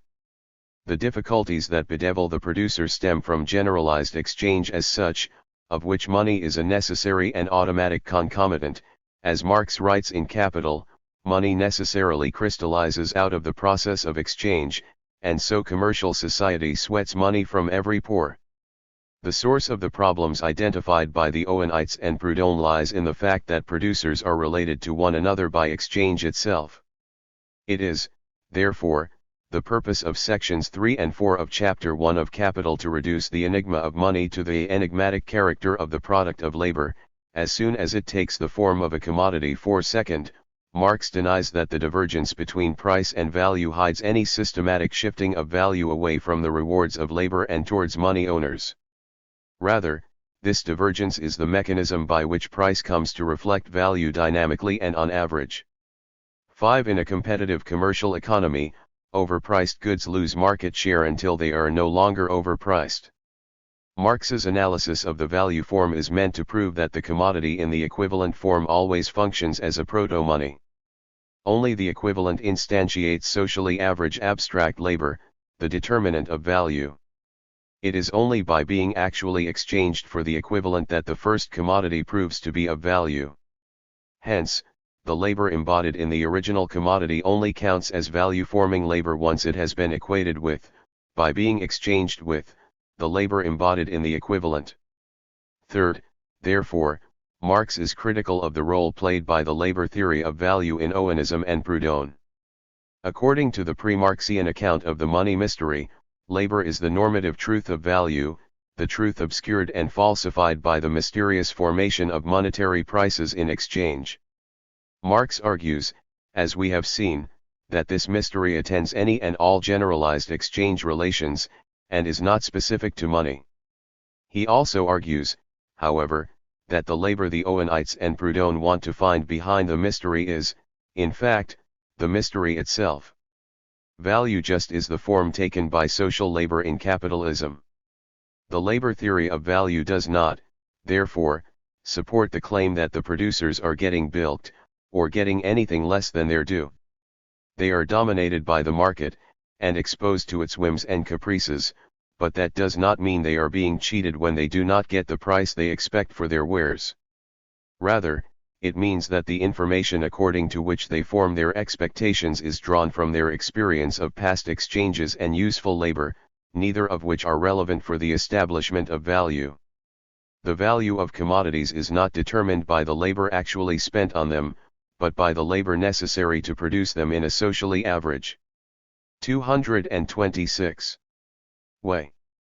Moreover, as Marx points out in Capital, if a thing is useless, so is the labor contained in it, the labor does not count as labor, and therefore creates no value. Socially necessary labor must fulfill a social need, not just a technical requirement. But, if I am producing for exchange, I cannot know beforehand whether or not my labor will be useful to others, or whether my product will fulfill someone's need. As Marx puts it, only the act of exchange can prove whether that labor is useful to others, and its product consequently capable of satisfying the needs of others. 6. Therefore, there can be no way of observing and measuring the labor time exhibited by the value of a commodity. It is impossible to know what place one's labor has in the social division of labor, and how it compares to the labors of others, until one enters the market and sells, or fails to sell, one's produce. This is precisely the phenomenon the Owenites and Proudhon are concerned about, but their attempt to explain it actually renders it senseless. Thus, finally, the Owenites and Proudhon are mistaken in thinking that the uncertainties and calamities of commercial exchange can be avoided by getting rid of the means of circulation, money, or by declaring all commodities directly exchangeable with one another. As soon as one commodity is equated with another in exchange, the peculiar forms of relativity and equivalence come into play, and with them the uncertainty of each producer as to what expression the value of their commodity will find. The producer always needs what another has, and what another has always appears, therefore, as the medium through which exchange becomes possible. A system of exchange without money, if it were possible, would present all of the same difficulties as a system of monetary exchange. For market domination, neither personal nor objective up to this point, I have set off Marx's political critique of political economy against pre-Marxian critiques, which were alive to the experience of unfreedom in the market, but only because they over-personalized to operations of the market, seeing in money a conspiracy and a form of personal power. Descendants of these critiques are still with us, and Marx's rejoinder is still a powerful alternative for being able to incorporate political economy's insights about the decentralized operations of markets without losing hold of the experience of being dominated by the market. However, there is today also another interpretation of Marx's critique of political economy, one which appeals precisely to the impersonality of modern social domination, but which thereby, I think, forfeits Marx's political edge. Marx's understanding of the dynamics of competitive exchange destroys the basis of the Owenite and Proudhonian plans for getting producers out from under the thumb of the market. However, Marx did not break with their underlying Republican diagnosis of market anarchy as a manifestation of mass domination. On the contrary, Marx grounds this diagnosis. Reading Capital as Political Theory 227. If, as Marx writes in Capital, the exchange of commodities implies no other relations of dependence than those which result from its own nature, this presupposes that understanding these new relations of dependence, proper to commercial society, requires understanding the nature of exchange. Exchange has given birth to new forms of power, which are no longer based on personal relations of domination and servitude, but are, rather, impersonal. These powers, of money and of commodities, despite their impersonality, are still exercise over people whenever they enter the market. The impersonality of this modern form of domination manifests itself in the fetish character of commodities, the way in which they function as the conduits of social power and of the information for practical deliberation.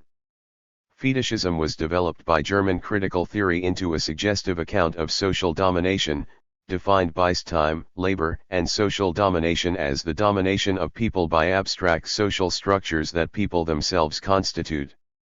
In this development, Marx's criticism of other socialists is correctly seen to imply the need for a correct understanding of the dynamics of capitalist society, and of the political economy that expresses these dynamics theoretically. However, the erasure of the political problematic undergirding Marx's theory has had distorting effects. The critical theory of social domination has never clarified how abstractions can dominate people, or why we should care about an abstract domination.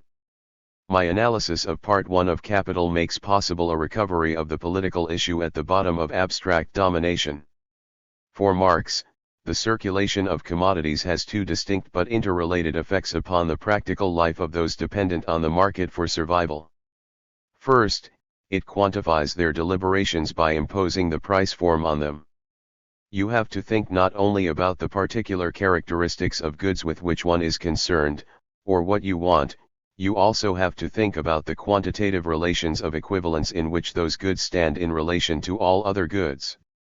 Second, it also compels deliberations to take account of a new sort of uncertainty, the uncertainty of the movements of these relations of equivalence. The first effect is the abstract rationality analyzed by Lukács. For Lukács, what mattered was, as Vandenberg writes in A Philosophical History of German Sociology, that the coordination of action is imposed from outside by the autonomous movement of things on the market. This provokes agents to adopt the objectifying attitude of instrumental strategic action towards themselves and others, and for thingness to become the determining modality of thought. The emphasis in Lukács's work is on the objects exchanged, and on the quantitative relations of equivalence among them. In Adorno's writings, much more explicitly than in Lukács, one finds a theory of fetishism as social domination, keyed to exchange as a practice. 7. As in Lukács, however, this domination is portrayed as a process of 228. Subject formation, whereby individuals become integrated into capitalist society by internalizing, or, better, by becoming ideology. This process of subject formation is understood, crucially, as the creation and maintenance of a certain relationship between people and things. This understanding of social domination generates real confusion, both theoretically and regarding Marx's argument. This theoretical confusion is apparent in two of the most sophisticated followers of Lukács and Adorno, Moishe Postone and Michael Heinrich. Both insist that capitalism must be grasped as a system of abstract, impersonal domination, or of impersonal, objective domination. But both are quite vague about where this domination comes from and why it counts as domination. Heinrich claims, in the same breath, that modern domination takes the form of an overwhelming social interaction that cannot be controlled by individuals, and that people are under the control of things. Moreover, he traces this objective domination back to the fact that, in modern society, people relate to things in a particular way, as commodities. But why do people relate to things as commodities, and how does this constitute such a problematic situation that it merits being called domination? Because Heinrich understands objective domination as a relationship between people and things, he does not indicate that the things in question only mediate relations with other people, and that it is the relationship to other people, the dependency upon their arbitrary and incontestable actions and desires, that makes this into an instance of domination. Postone runs into a similar problem. His argument is that social domination in capitalism does not, on its most fundamental level, consist in domination of people by other people, but in the domination of people by abstract social structures that people themselves constitute. This might have led to a real breakthrough if he had noted that domination, in order to be a political problem, must be domination by other people, and that, therefore, the constitution of a social structure by people must be understood as a mediated relationship among people. As Marx put it in his economic and philosophic manuscripts of 1844.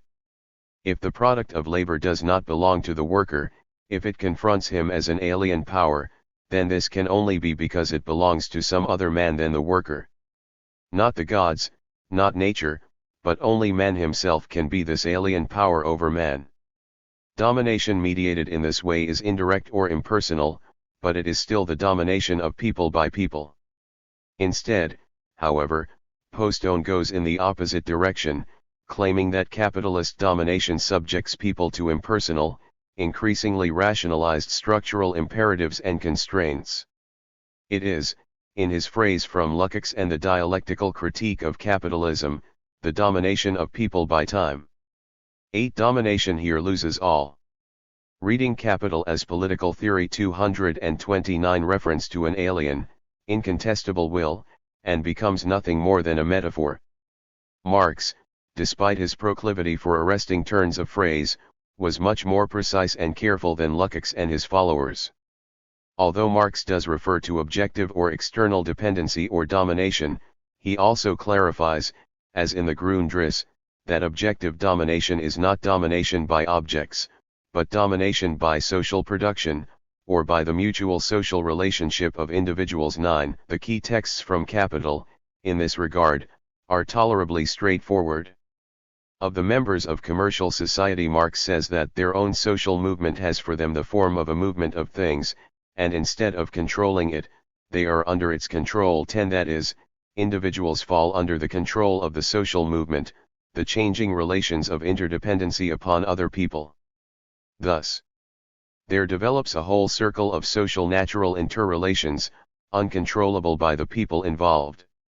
The weaver can only sell his linen because the farmer has already sold his wheat, the hothead can only sell his Bible because the weaver has already sold his linen, the distiller can only sell his firewater because the other has already sold the water of everlasting life, and so forth. 11. Because the domination of market society is impersonal, the specific individuals on whom one is dependent are of no import. What remains the same, no matter who one's customers and competitors are, is the relationship of all-around dependence on one another's production and consumption. Thus, in the Grundriss, Marx calls this modern social domination, this objective dependence, the domination of relationships. Because relationships can naturally be expressed only in ideas, Marx thought it unsurprising that philosophers have seen the peculiarity of modern times in the individuals being dominated by ideas, or abstractions. It would be tendentious to claim that Heinrich and Postone have fallen back into this German ideology, but we can say that, in the absence of an analysis of the market as a system for aggregating wills, the diagnosis of social domination becomes little more than a vague and unpersuasive complaint, cut off from any articulable interest or political constituency. The freedom of the market is the domination of the mass of producers. This is the political theoretical core of Marx's theory of the value form. 14. The neglected chapters on wages in Capital. Gary Tepla 1. Introduction. The 3 volumes of Capital comprise the core of Marx's analysis of capitalist production as relations between embodiments of value. 1. The substance of value, he argues, is congealed labor time, and all the components of the capitalist labor process, namely, constant capital and variable capital, are analyzed as quantities of value. But it is labor that produces all new value, the value of wages and surplus value. The arguments in every chapter of Capital, from Part 2 on, imply the necessary relations of V and S, their production, realization, division, distribution, and contradictions. Capital is not merely about surplus value, as if that could be understood apart from variable capital, but about the dynamic and contradictory relation between these two value forms. The struggle over wages goes well back into antiquity, dating from the moment that wages constituted a form of remuneration for work performed. But the phenomena of wages did not become a central object of study until the late 18th and early 19th centuries, when it became one side of the contradiction between labor and capital that stood at the heart of the reproduction of the capitalist mode of production. and when the majority of productive work was done by hired workers and not by serfs, slaves, petty commodity producers, artisans, or through the guilds, relations in which wages comprised only a small part, if any, of labor's share of the product. Once the working class had become the main producer of value, which was divided with capital through class struggle, then, wages became a significant issue for study. In the face of increasing strikes and the growth of workers' organizations and their embrace of the labor theory of value in the early 19th century, political economy could not treat wages in the relatively impartial manner that was found in some of the early works of the discipline. Because the conflict between labor and capital was usually over wages, mainstream classical economics soon framed their analysis. 233. With dogmatic assertions about wages. And so arose the many attempts to argue that wages were an inflexible and fixed form of capital, making the demands for more appear to be pointless. Wages as fixed. The concept of the wage or labor fund was promoted in the early 19th century for just this reason. In Capital, Marx took issue with the idea that wages comprised a fixed amount of the total product at any given time, and that any improvement in wages could only come with fewer workers, through emigration or lower birth rates. Demands for wage increases, it was argued, would dampen the rate of accumulation and counter the rights of capital over the division of social wealth. An increase in the wage fund, the argument went, could only come at favorable and exceptional times. Such an idea was simply dogma, Marx contended, unsupported by evidence of the movement of wages or commonplace logic. Capital, he argued, is elastic, and constantly fluctuates. Marx also took issue with the position put forward by the economist Senior, who in the face of demands for a shortened working day, argued that the whole net profit is derived from the last hour of the workday, implying that to shorten working hours would destroy profits. Marx's retort was to point to the varying ratio of wages to profits. Every moment of the working day produced both V and S, the issue was the relative magnitude of each, over which the two sides struggled. There were also arguments from the left, namely, Lassalle's notion of the iron law of wages. Borrowing from Malthus and Ricardo, Lassalle asserted that the law dictated that wages always tended towards the minimum necessary. Malthus' theory of population, cast as a natural law, stated that population growth outstripped the ability to provide means of subsistence, competition therefore always drove wages to minimal levels. In this light, Lassalle suggested that the establishment of workers' cooperatives with the aid of the state, achieved through the electoral process, was the only way to circumvent this fate. His iron law consigned workers' struggles to mainstream politics and made the role of trade unions more or less redundant. There was no point to fight for improved conditions or wages because a natural law could not be changed. The idea obscured the fact that wages are elastic like profits and that the impetus for struggle over wages rests on this elasticity. The assertion of an iron law denied the very premise of the conflict over wages. If workers' salvation lay only in aid from the state, moreover, that would preclude their struggle for socialism.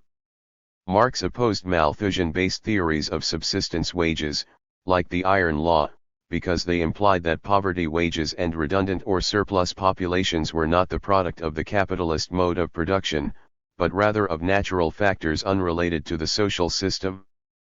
Population size was not the independent variable that Malthus asserted, argued Marx. 234. It was a dependent variable. A surplus population was part of a reserve army of labor, a product of the cycles of capital accumulation. Population size was always dependent on the mode of production. Malthusian theories implied, moreover, that no matter what the system, capitalist or socialist, the same population dynamic would assert itself, and so obscure the real reasons for the condition of the working class. Marx challenged arguments that sought to limit the demands of workers for a greater share of the value they created, not only because the struggle over wages was necessary for their well-being and a key indicator of the status of the conflict between labor and capital, but also because these arguments portrayed the shares of the total product as fixed or necessary and not flexible, implying the size of the share a matter of natural laws or economic stability.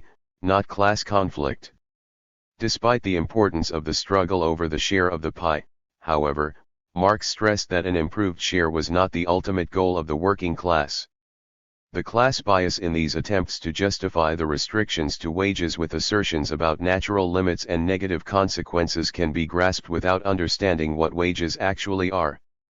But to fathom the source of the value of the total social product and the conflict underlying its division into wages and profits, the very form of wages has to be understood. The wage form itself, argued Marx, obscures the nature of all these relations, making workers' struggles over wages easier to counter or dismiss. Central to the argument of capital is the question of the relative share of the total social product that goes to wages and profits.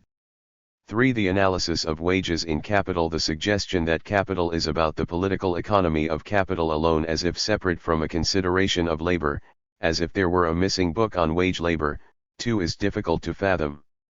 A cursory review of Marx's argument preceding the chapters on wages suffices to make the point that the whole of capital, with except the first chapter, is about the conflict between labor and capital. Chapter 1 might be taken as an exception, for here Marx maps out the premises of his argument. He defines the value of a commodity as congealed labor time, its magnitude calculated as units of socially necessary labor time or abstract labor, and its appearance as exchange value. The whole of Part 1 traces the development of value, this congealed labor time, from its emergent form in accidental or isolated exchanges of commodities to its money form, in which value finds its own form and begins its own history as a commodity. In this history, money first facilitates the exchange of equivalent for equivalent, but once money becomes capital, the circuit reveals an output that is greater than the value of the inputs. Even so, value, now in the form of capital, remains congealed labor. 235. Part 2 is largely intended to counter the notion that this surplus value arises in the sphere of circulation. In Chapter 6, The Sale and Purchase of Labor Power, Marx analyses the sale and purchase in the sphere of circulation or commodity exchange.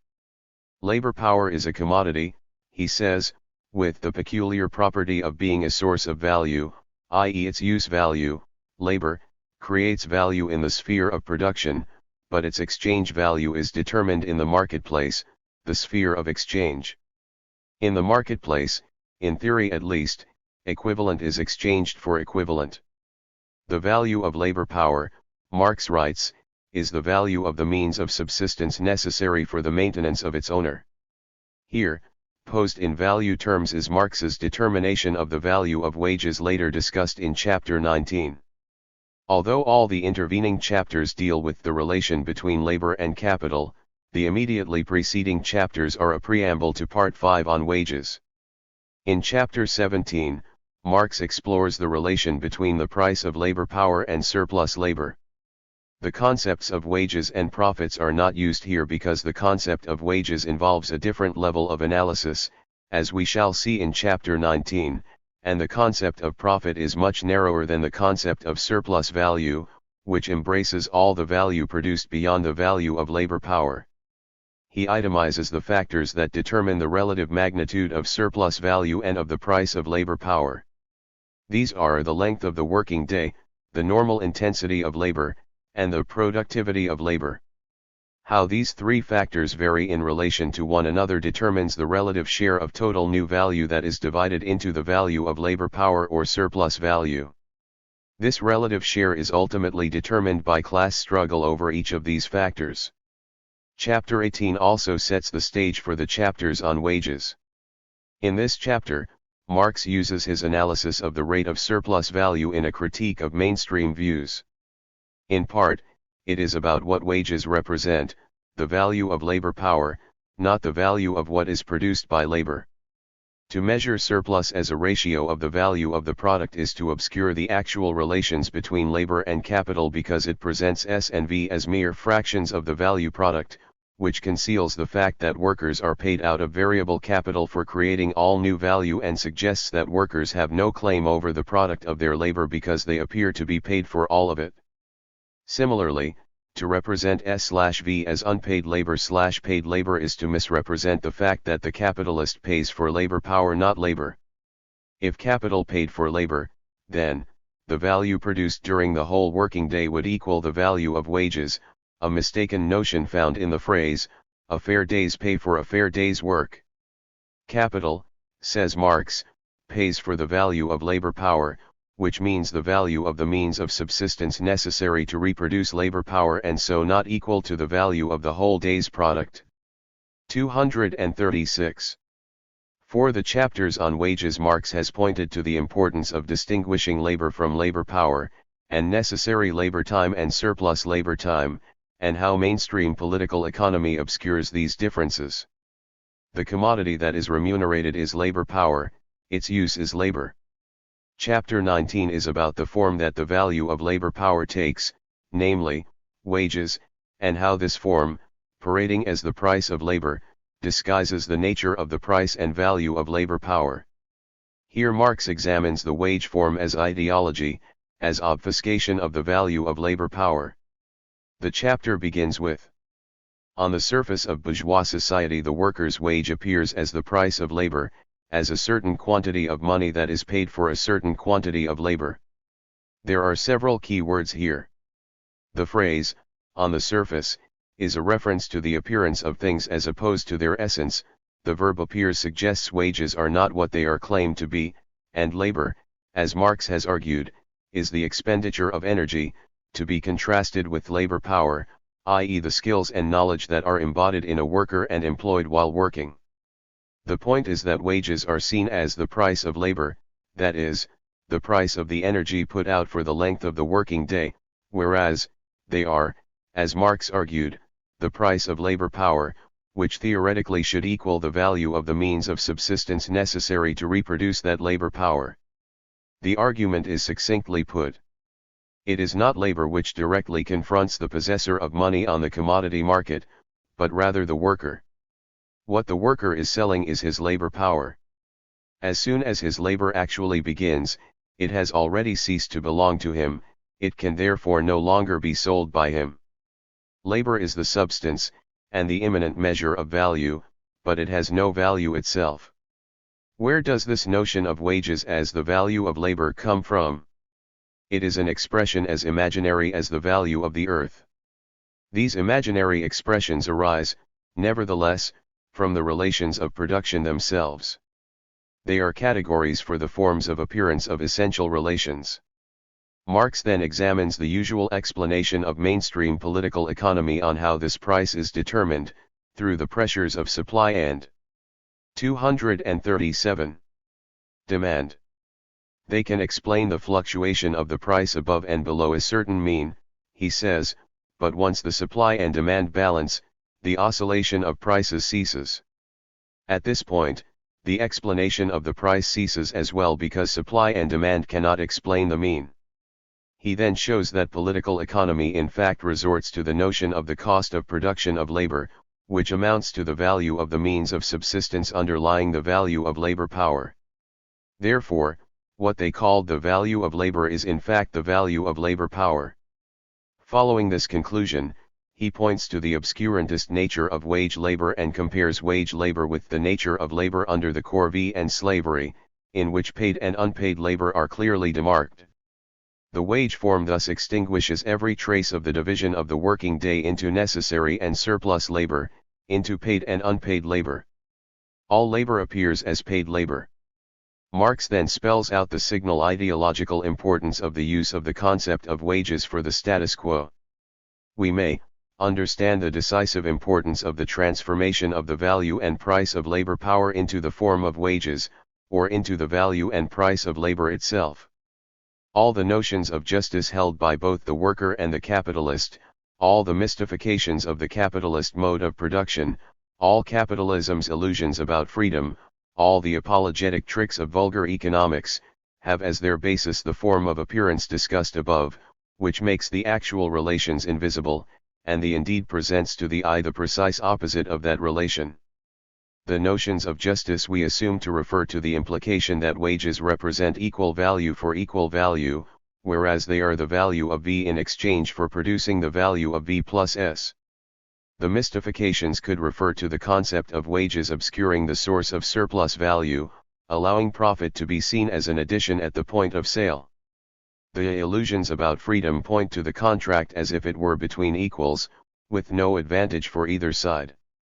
But one must work, while the other chooses who works, yet, the contract is necessary to both sides. It is not a matter of choice, it is necessary for one side to live, and for the other to produce surplus value.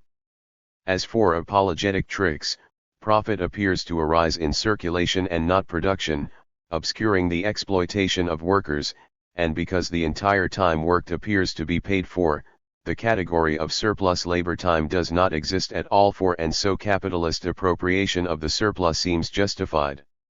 And because capitalists own all the components of value, they appear to work too and should be rewarded with a 238 revenue stream for their contribution.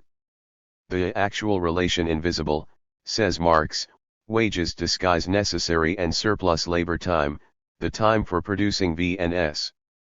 Marx sees the wage form as central to the obfuscation of all the relations of production for employers and workers alike. But since the confusion works in favor of the employer, it is the workers who suffer the negative implications of the perception that wages are the price of labor, which prevents an understanding of their exploitation.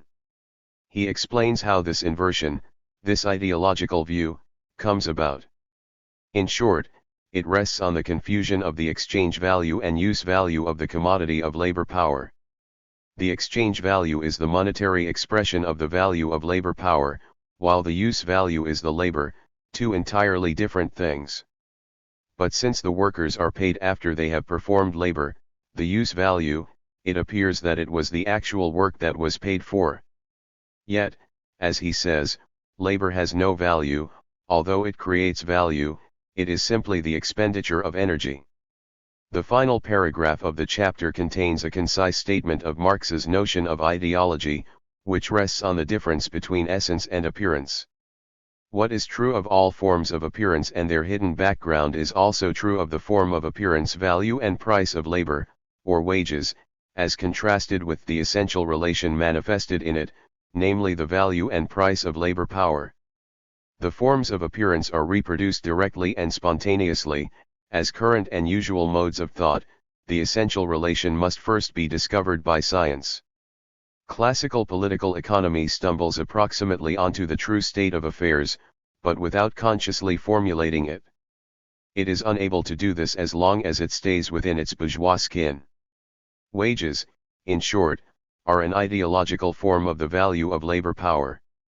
They are the form of appearance of the value of labor power taken as if the essence, and in this way the ideological form serves to obscure the essential relations, undermining an understanding by the working class of the nature of its exploitation. 5. Chapter 20, Time Wages. Marx begins this chapter with the sentence, wages themselves again take many forms. We are all familiar with some of them, namely, tips, grants, lump sum contracts, salaries, hourly and piece rates, in-kind, work-related competitions, etc. Marx says that he will consider only two forms, the most common to this day, time wages and piece wages. 239. Because wages represent remuneration for the value of labor power, parading as the value of labor, Marx's first task is to show how to calculate time wages on the basis of the value of labor power, to give the price of labor, i.e. the time that for whatever period V plus S is produced. The average price of labor is the average daily value of labor power divided by the average number of hours in the working day. The price of labor may be read as the hourly wage rate, and Marx says that this will be used as the unit measure for the price of labor. He then refers the reader to chapter 17 where he says that the laws he mapped out there can be read as applying to the wage form.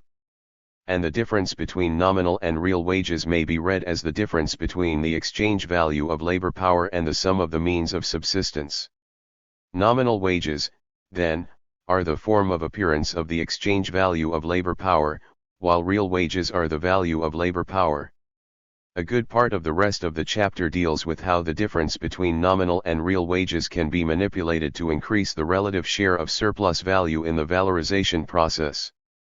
Time wages obscure the fact that the rate is calculated on the basis of a number of hours per week/month/year to provide the means to reproduce the worker, but if there is no guarantee of this requisite number of hours, despite high time wages, they can be below the value of labor power.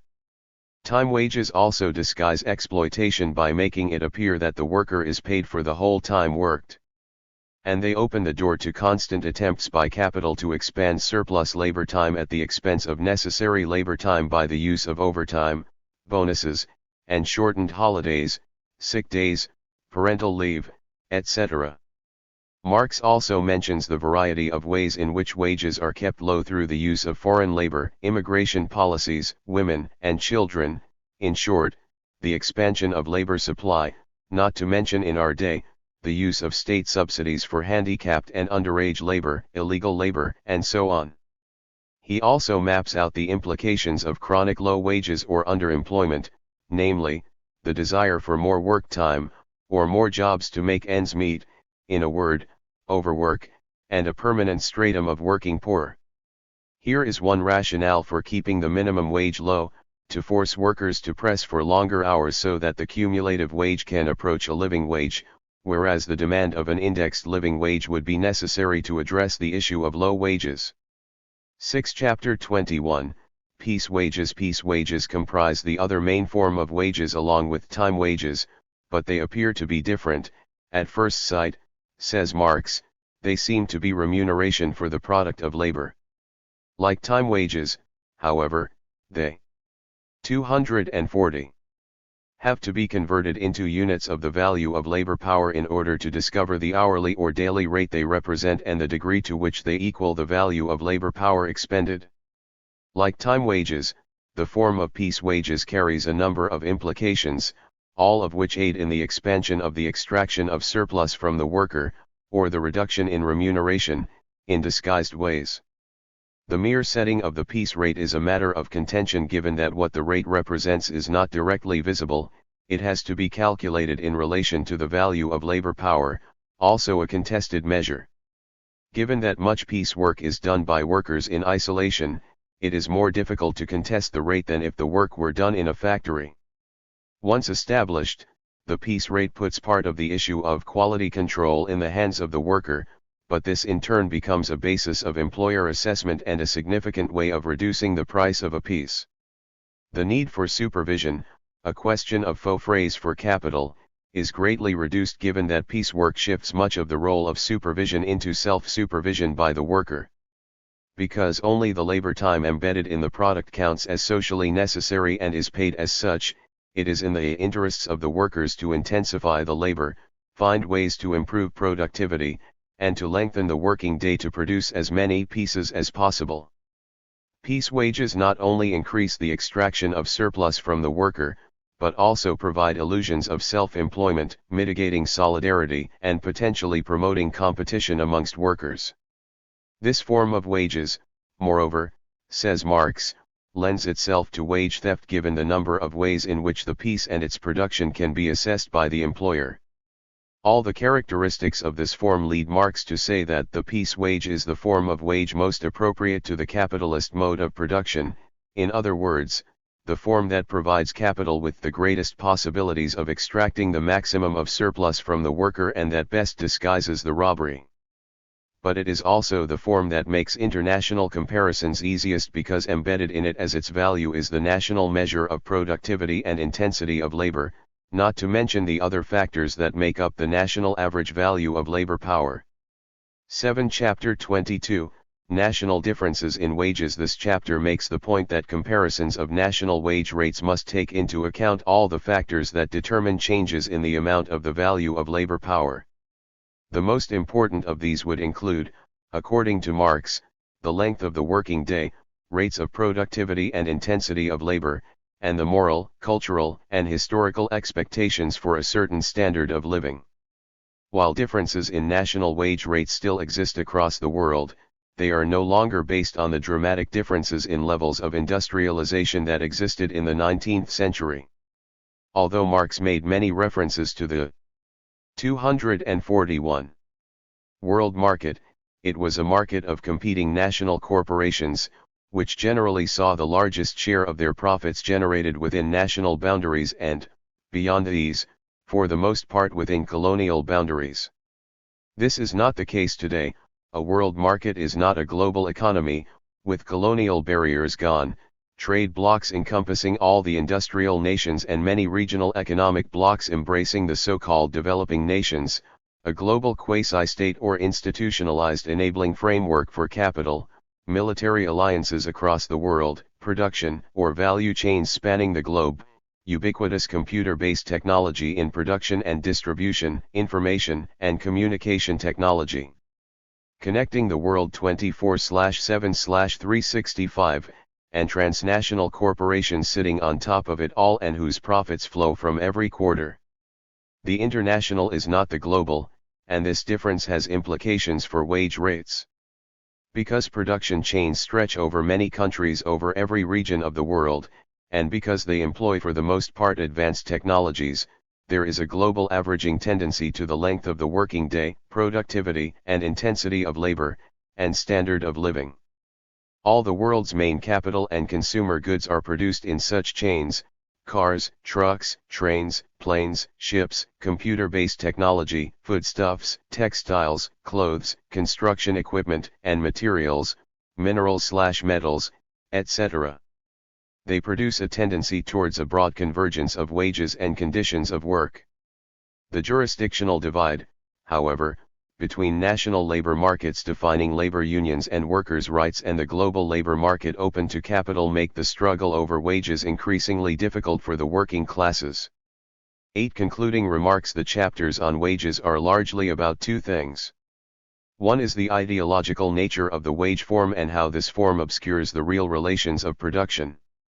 The other is the use of these various forms to defraud workers of the value of their labor power. But underlying both of these points, and Marx's reason for examining the peculiarities of wages, is a third point, the question of relative wages.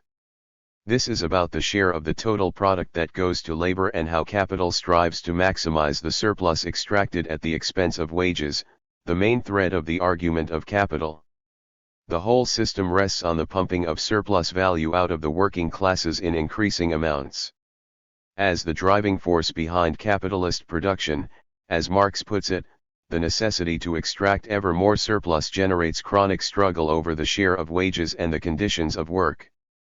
This struggle, then, goes to the heart of the system in a way that none of the other struggles in a capitalist society do. It embodies the contradiction between the well-being of the working classes and the growing accumulation of capital. For this reason, both sides use the powers and leverage available to extract what each requires for its own reproduction, always at the expense of the other. 242. This struggle takes place within a legal/political framework that is far from neutral. It is a system defined by corporate private property, a framework of systemic inequalities. The advantage almost always goes to capital because the state as the representative of prevailing property relations defends by definition the interests of corporations as the main embodiments of private property, and because corporate capital is the active agent, the driving force of development and the raison d'être of the system. Competition between capitals and between capital and labor and the consequent technological changes provide the momentum to the system. By contrast, the working classes are generally reactive, countering as best they can the constant encroachments on wages and working conditions, resisting increases in the extraction of surplus value at their expense.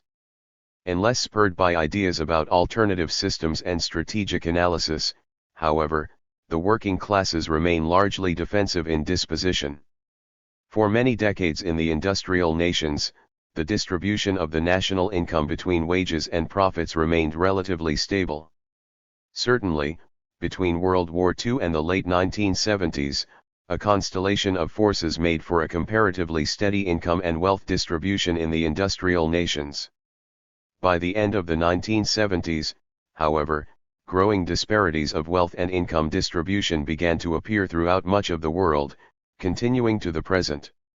This shift in distribution was hastened by the adoption of neoliberal policies everywhere in the 1980s, which mirrored rapid changes in technology and the gradual shift of political and economic power to the global level. Measuring wealth and income distribution across nations is notoriously difficult.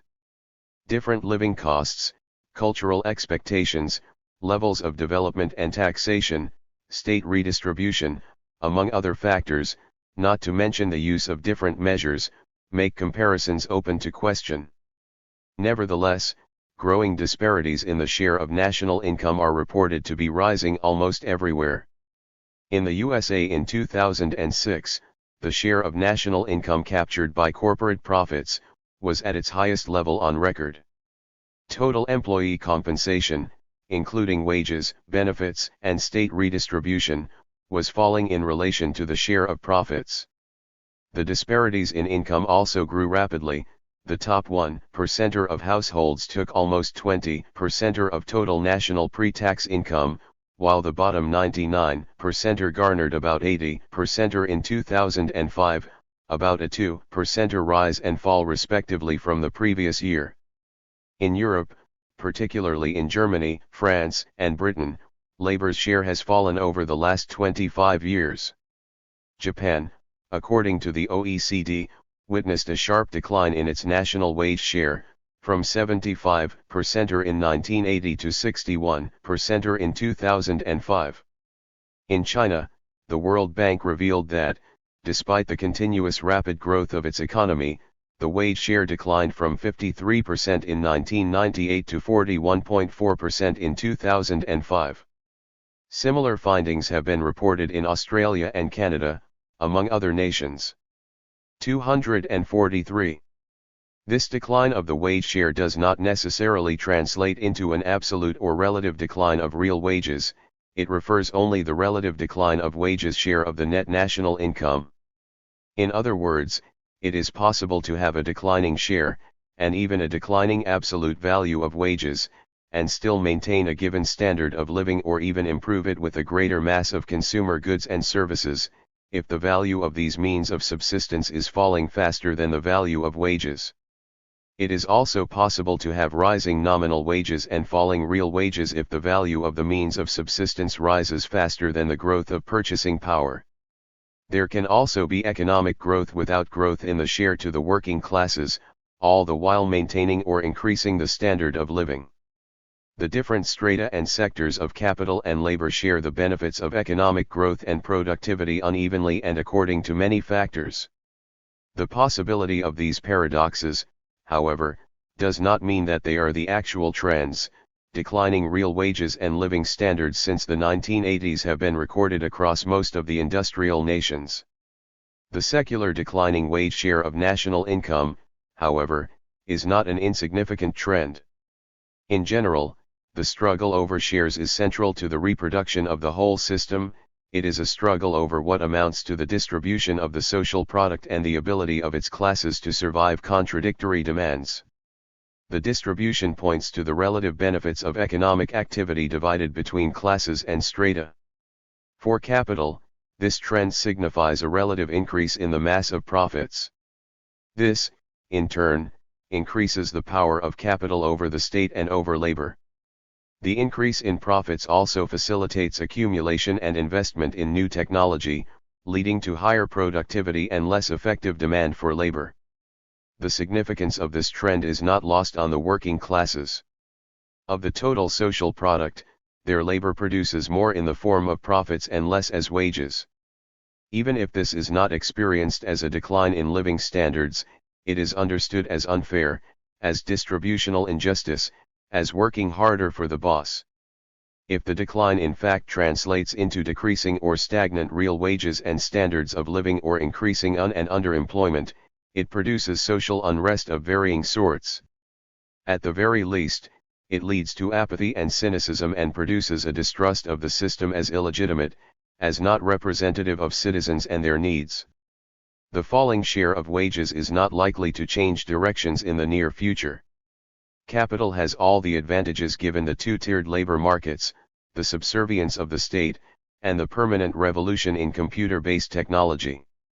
The rise of the global labor market, a composite of national 244 markets, accessible only by capital, has undermined the strength of the nationally restricted union movements.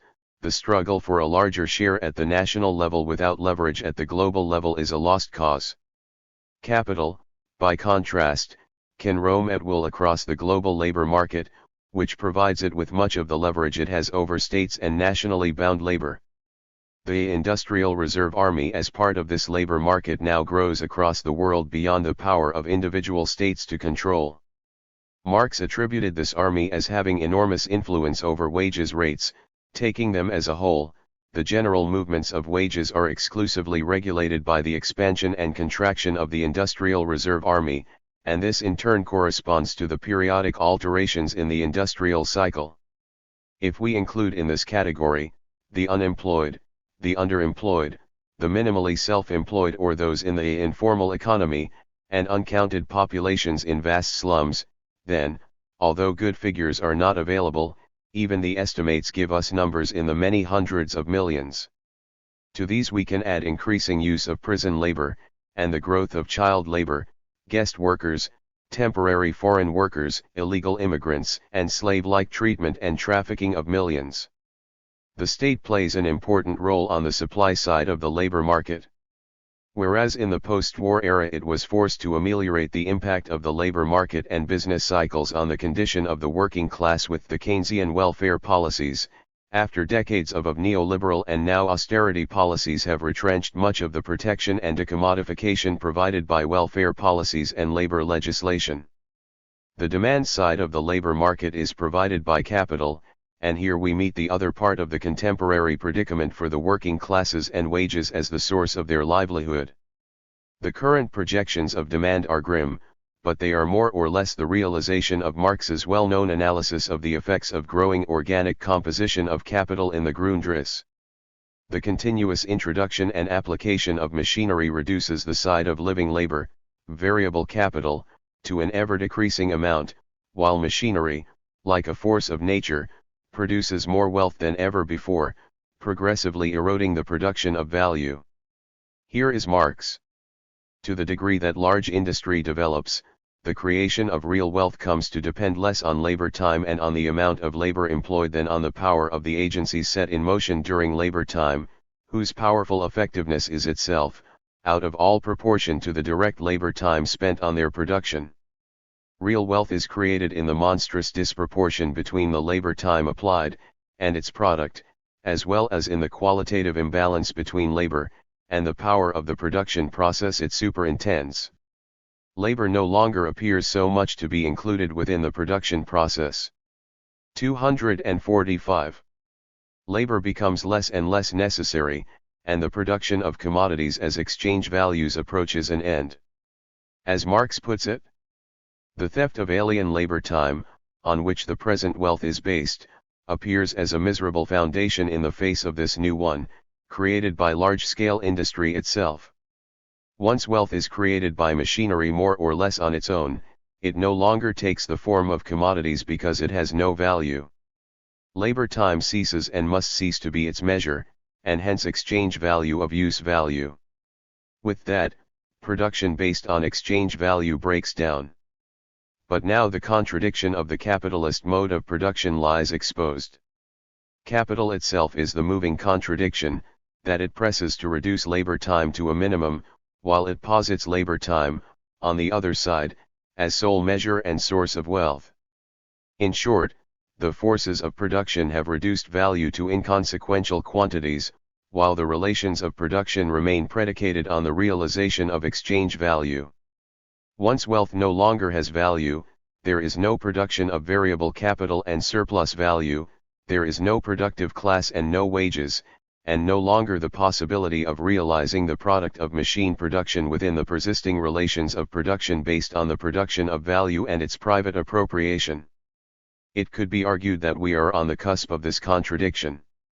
Why else would the World Economic Forum be discussing the question of a basic income, and why the numerous current state experiments with such programs?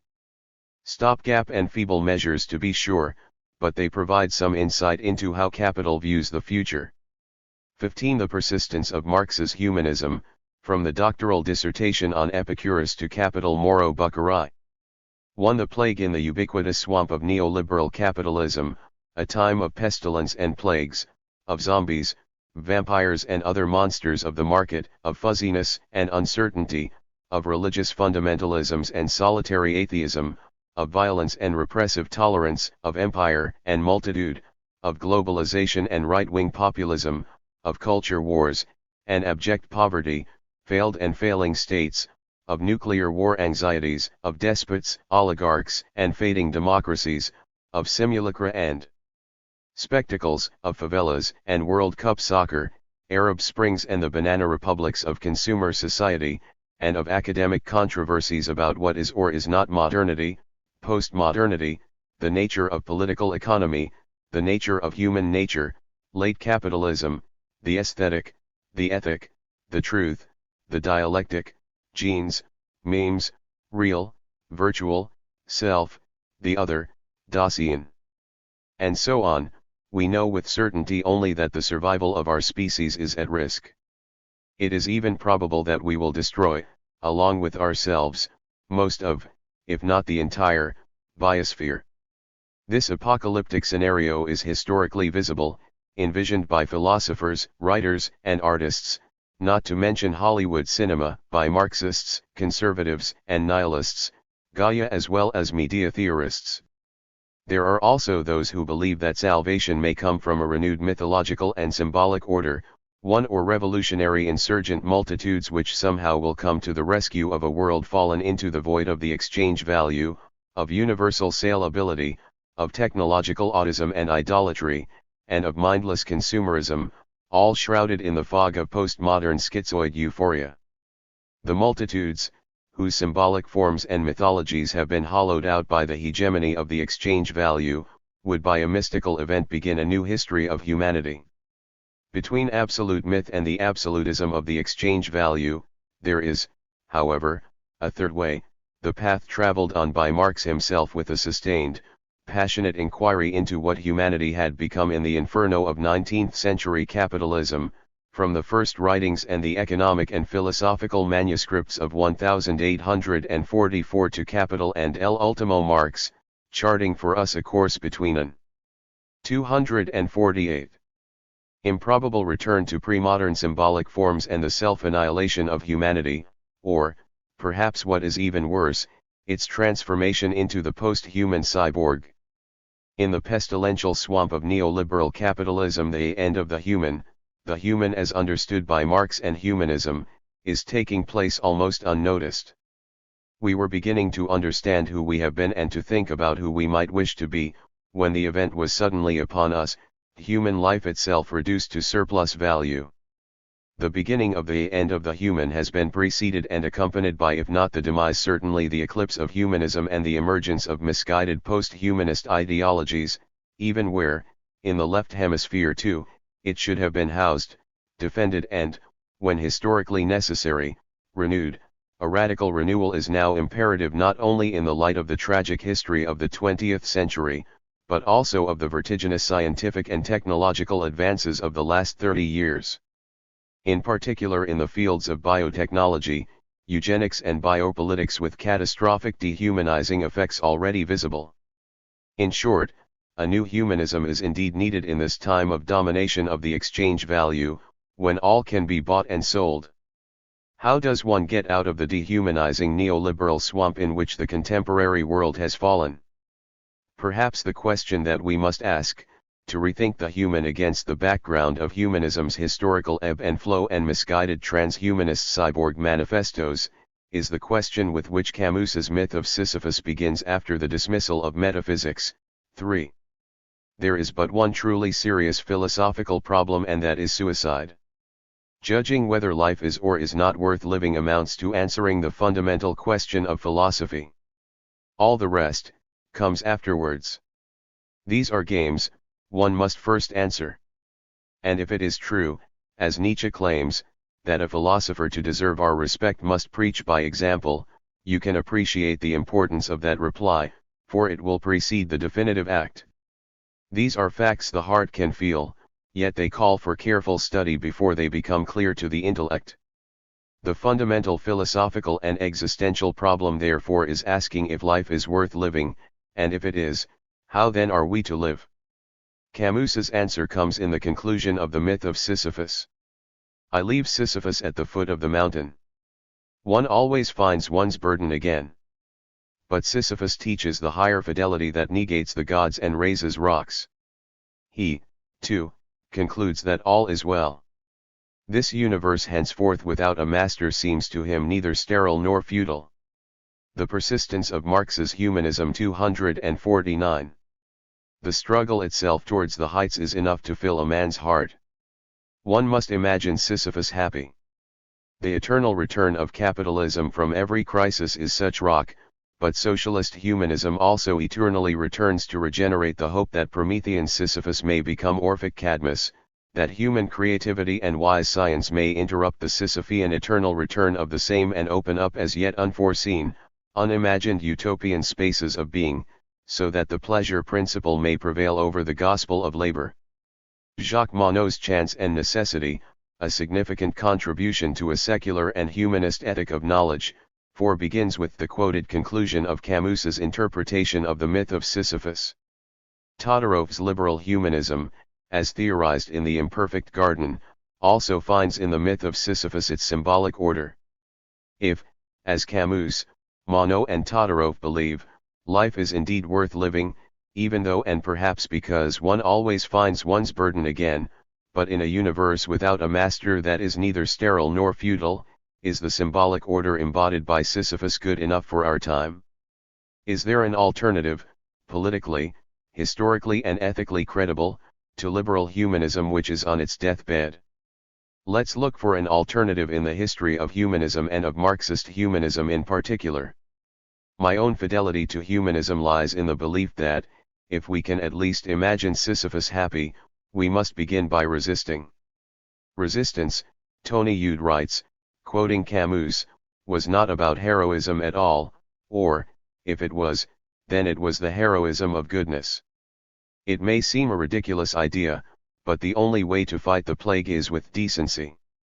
Rieu remarks at one point, you have to be mad, blind, or a coward to resign yourself to the plague.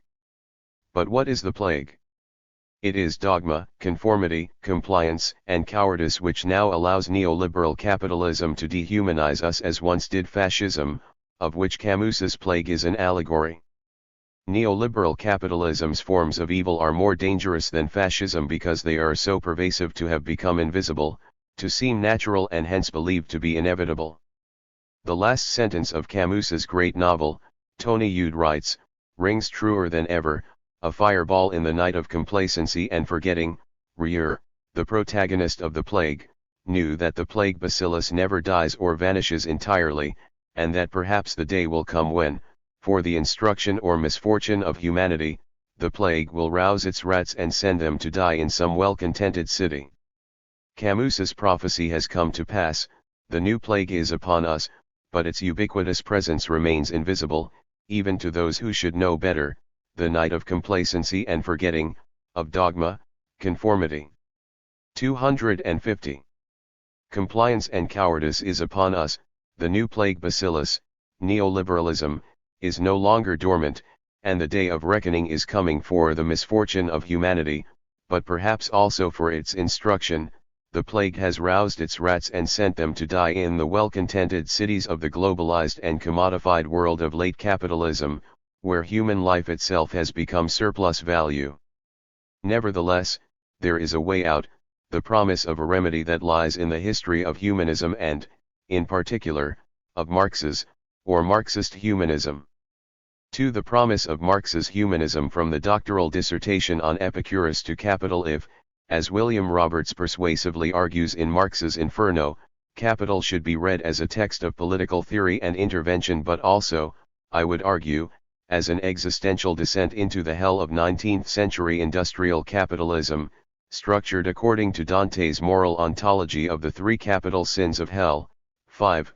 Then Marx's humanist struggle for the emancipation of humanity according to its Potential as Species Being 6 begins with his doctoral dissertation on Epicurus, whose garden is a powerful counterpoint to the industrial hell on earth of 19th century England, announced in 1859 as such by Marx in the preface to a contribution to the Critique of Political Economy. As a student of Greek philosophy, particularly of 3rd century BCE atomism, Stoicism, and skepticism, working on his dissertation, on the difference between Democritus and Epicurus atomism, Marx must have known of the unprecedented level of wonder reached by everyday consciousness in Athens, however put at risk by the political turmoil of the Hellenistic period and by the fragmented nature of the philosophical discourses taking place among Athenian citizens at the time, thus undermining humanism's quest for what was then the central theme of philosophical inquiry, how to live. Marx also saw the similarities between the intellectual and political crisis of 3rd century Athens and 19th century Germany reeling from the recent death of Hegel in 1831. This awareness, as one reads Marx's dissertation, becomes more and more evident and manifests itself initially as the instinctive humanism of him who hates the pack of gods and would better be the servant of this rock than to be faithful boy to Father Zeus, embodied in the mythical figure of Prometheus, as Marx writes in the foreword to his doctoral dissertation. Philosophy, as long as a drop of blood shall pulse in its world-subduing and absolutely free heart, will never grow tired of answering its adversaries with the cry of Epicurus, not the man who denies the gods worshipped by the multitude, but he who affirms of the gods what the multitude believes about them, is truly impious. The persistence of Marx's humanism. 251. Marx's humanism is grounded in and legitimized by, on the one hand, atheism, whose etymology may be interpreted rather than without a god, as abandoned or neglected by the gods who simply do not care about human existence, as Epicurus' philosophy emphasized, and on the other by the acknowledgement that human self-consciousness is the highest divinity and the foundation of free will. Prometheus, as a rebel against the gods and humanity's mentor, is indeed the most eminent saint and martyr in the philosophical calendar.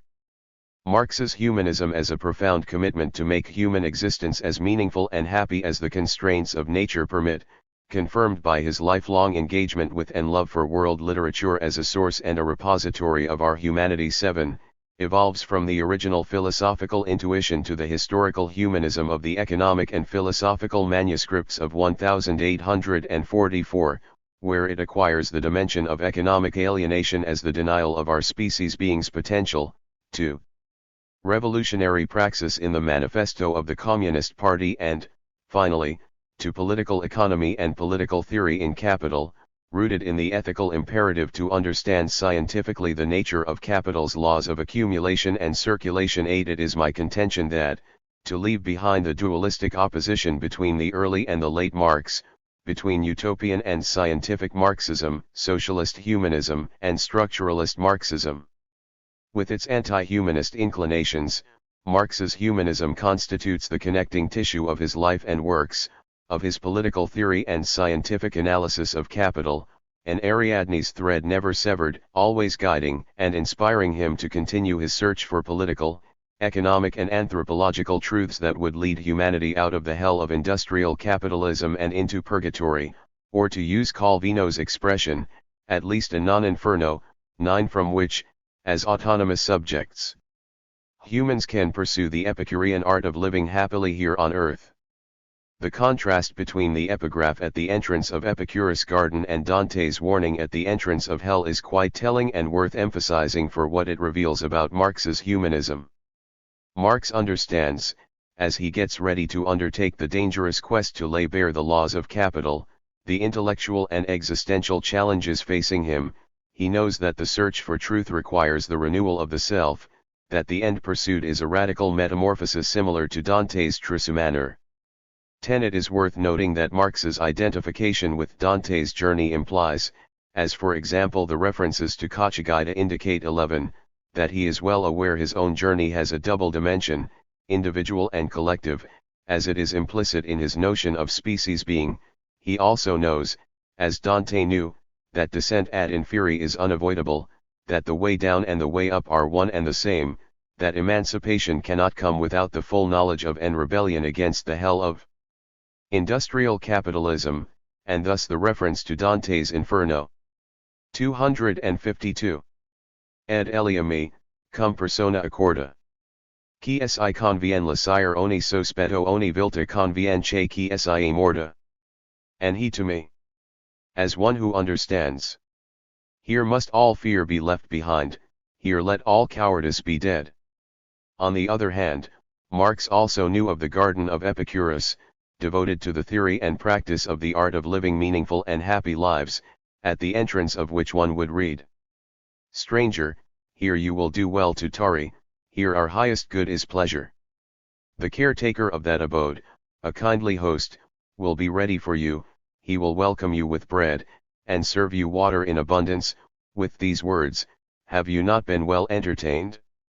This garden does not whet your appetite, but quenches it." We can indeed return to Epicurus' garden, to the true materialist nature of reality and to the ethics of joy rather than being slaves of the biblical intimation to accumulate, but we must first face the heart of darkness of capital.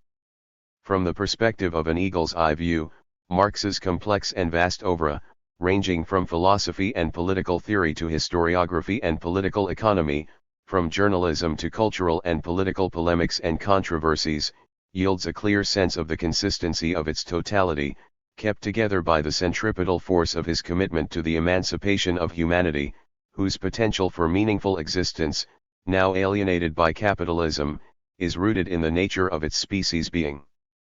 Marx's notion of species being, crucial, I believe, for the understanding of his worldview and defined by the capacity for agency, has its origin not only in the philosophy of Feuerbach and Aristotle, not to mention the little theorized and barely noticed affinity with evolutionary theory, but also in his doctoral dissertation where he opts for and defends the atomism of Epicurus because of the concept of swerve which introduces, in the deterministic world of Democritus, free will as the defining trait of being human. Without swerves no political theory, no philosophy, no science or ethics can make a difference. If we indeed live in a Democritean universe there is no hope. The only possible myth to live by is the myth of Sisyphus, the eternal return of the same. But, as Marx argues in his doctoral dissertation, our mythologies begin with Prometheus' theft of fire and gift to humanity, with an act of rebellion and a technological swerve away from, on the one hand, the will of the gods and, on the other, the constraints of nature. It is, to use a literary example, a transition similar to that from the laws of necessity or Anant that dominate in the Iliad to the independence of thought and action of Ulysses in the Odyssey. The persistence of Marx's humanism. 253. Prometheus is indeed a proto-humanist who rebels against the gods and the rigid constraints of nature. In this view, Marx's idea of human agency has its origin in the Epicurean notion of the swerve from which it grows into the economic and philosophic manuscripts of 1844's Economic and Philosophical Analysis of Alienation, the not yet of the Manifesto of the Communist Party, and the theorizing of ideology as false consciousness in the German ideology, which implies by contrast the existence of a universal, non-doctrinaire truth and, finally, to the courageous Dantean descent into the infernal logic of capital. Marx's contribution to the critique of ideology plays a significant historical role in the unmasking of what later will be identified by Nietzsche as the dominant trait of human psychology, self-deception. 12. From this catabasis into hell Marx returns, much as Dante does in Canto 1 of Purgatory 13, arrived der Stelle, covered with soot, but armed with the scientific truth of capital and the not yet of revolutionary humanism. From this perspective, there is no dualistic opposition or epistemological break between the first writings of Marx and, as writes in El Ultimo Marx. 14. Ernest Bloch, in The Principle of Hope, proposed a penetrating distinction between the cold currents and warm currents in Marxism. The former, writes Razmig Kukian in The Left Hemisphere, conceived Marxism as a positive, demystifying science, whose task is to dispassionately reveal the objective functioning of the social world of capitalist modernity. Koski and Althusser, among others, goes on Kukian, belong to this group.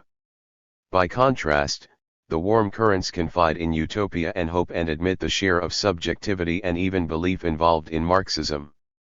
Benjamin, Marcuse, and Goldman belong to this tradition. Bloch himself represents the warm currents and believes that their existence was legitimate, but also that the cold currents should place themselves in the service of the warm. Both currents, of course, not only are present in Marx, but indeed their coexistence and equivalence constitute the originality and the enduring quality of Marx's life and works, a coexistence that, for the time being, must be maintained but by emphasizing the need, in the long run, for the warm current to leave behind the cold and turn Marxism into absolute humanism. 15. 3 Coda, Forms of Rebellion. What is a rebel? A man who says no, but whose refusal does not imply renunciation. He is also a man that says yes, from the moment he makes his first gesture of rebellion. A slave who has taken orders all his life suddenly decides that he cannot obey some new command. What does he mean by saying no? 254. Thus, begins Camus the rebel in the search for an understanding of metaphysical and historical forms of rebellion. Metaphysical rebellion, which must precede historical rebellion, as Marx's materialism also requires, ranges from the sons of Cain and absolute negation to the absolute affirmation of Stirner's unique and Nietzsche's nihilism. The no to metaphysics leads to historical rebellion and to historical nihilism. However, if properly learned, the lessons of rebellion should lead to thought at the meridian 16 and beyond nihilism. Resistance and rebellion are indeed in the nature of our species being, and this, even if often tragically so, bodes well for the future of humanity. But, if the long silence of Prometheus must come to an end, what is to be done? The new plague, neoliberal capitalism, is elusive, often hidden, invisible to the eyes of the many, but no less real and evil than the plague of fascism. How must then the silence of Prometheus come to an end? What articulation should the new no take? What voices need to speak out? If when Prometheus acts, when people revolt and revolts turn into failed revolutions, and they have always failed to overcome universal alienation in the specific sense of Marxian humanism. 17, must we not then practice Camus' moderation and the patience of Magritte Taylor of Ulm? And, as Etienne Balibar suggests, imagine a possible encounter between Lenin and Gandhi? Put another way, if revolts and revolutions to emancipate humanity from the universal alienation of capitalism have failed, must we not learn patiently why they have failed, try again and fail better until we get it right? If in Camus' words real generosity towards the future lies in giving all to the present, then all of us, among the ruins, are preparing a renaissance beyond the limits of nihilism.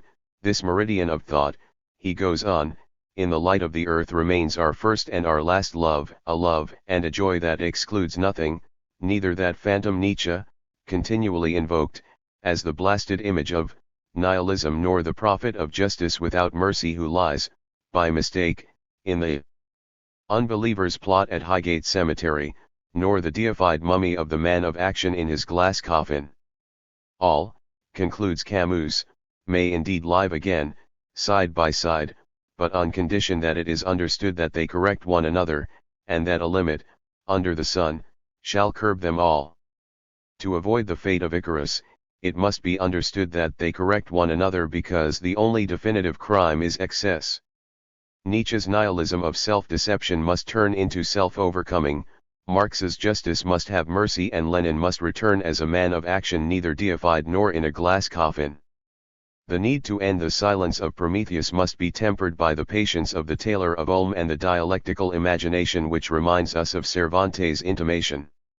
Too much sanity may be madness, and the maddest of all, to see life as it is, and not as it ought to be. The persistence of Marx's humanism. 255-16 The ambivalence of cooperation. Alfonso M. Iacano. 1. The rediscovery of man as a social animal. The last decades have witnessed a high praise of individualism, right at the center of globalization processes, and the rather crude reappearance of the much abused metaphor of the invisible hand. Now something seems to have changed. After the euphoria of the 1980s, some of the attention has shifted from a naive philosophy of the individual, towards the collaborative and cooperative faculties of human beings. In a sense, what has reassumed, if not a central, then at least a peripheral position, is the Aristotelian image of man as zoon politikon, that is to say of man as a social animal, as Seneca and Thomas Aquinas translated it. Once again, the social element started to be viewed as a constitutive part of the individual's formation from an ethical, political, and cognitive perspective. The sociologist Richard Sennett has recently published a research on the cooperative faculties of human beings, which is explicitly influenced by the theories of Amartya Sen and Martha Nussbaum and is significantly entitled Together. Sen and Nussbaum's views, he writes, have been an inspiration for me, and provide the orienting theme for this book. People's capacities for cooperation are far greater and more complex than institutions allow them to be. Basically, what happens in the social system we live in, is that the cooperative capacity of human beings is unable to express itself fully. In particular, it does not ensure the complete realization of the individual's cognitive and emotional abilities. The scenario that emerges from this thesis is, on the one hand, that society does not enhance the cooperative faculties of human beings and, on the other, that these faculties realize themselves through emotional and cognitive capacities and vice versa. According to psychologist Michael Tomasello and his team, the cooperative faculty is the element which characterizes and distinguishes young children from baby chimpanzees. And so, whereas the cultures of other animal species are based almost exclusively on imitation and other exploitive processes, the cultures of the ambivalence of cooperation 259 human beings are based not only on exploitation, but on fundamentally cooperative processes as well.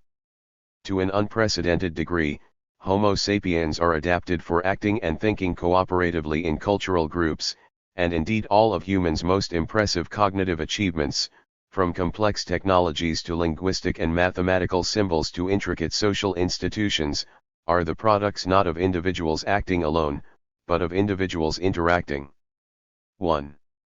A curious but significant aspect of this revival of interest in social and cooperative man is that Sen and Sennett, together with Tomasello and the others, regard Adam Smith as the theoretician of sympathetic feelings and refer to his theory of moral sentiments, rather than to the theory of the invisible hand.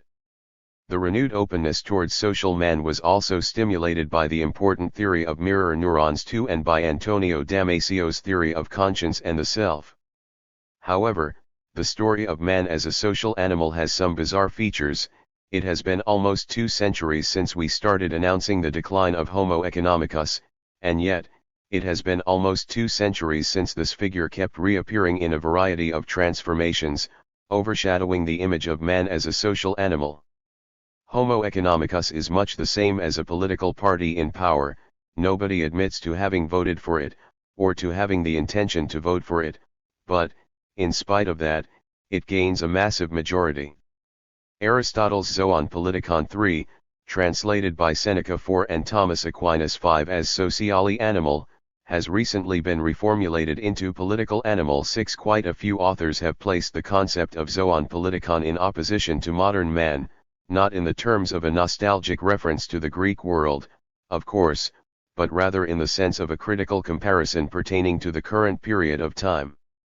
But still, notwithstanding Hannah Arendt's observations on the meaning of politics and on the notion of Zoon Politikon in the Greek polis, which are irreducible both to Christian and to modern culture, there remains the fact that the modern propensity to separate politics from the other social spheres tends to restrict the domain of politics.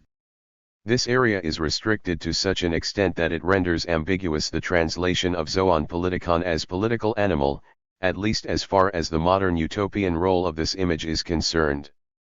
This utopian role has found an expression in the criticism which has been directed against economy and politics, 2 spheres kept separate by our modern Western society.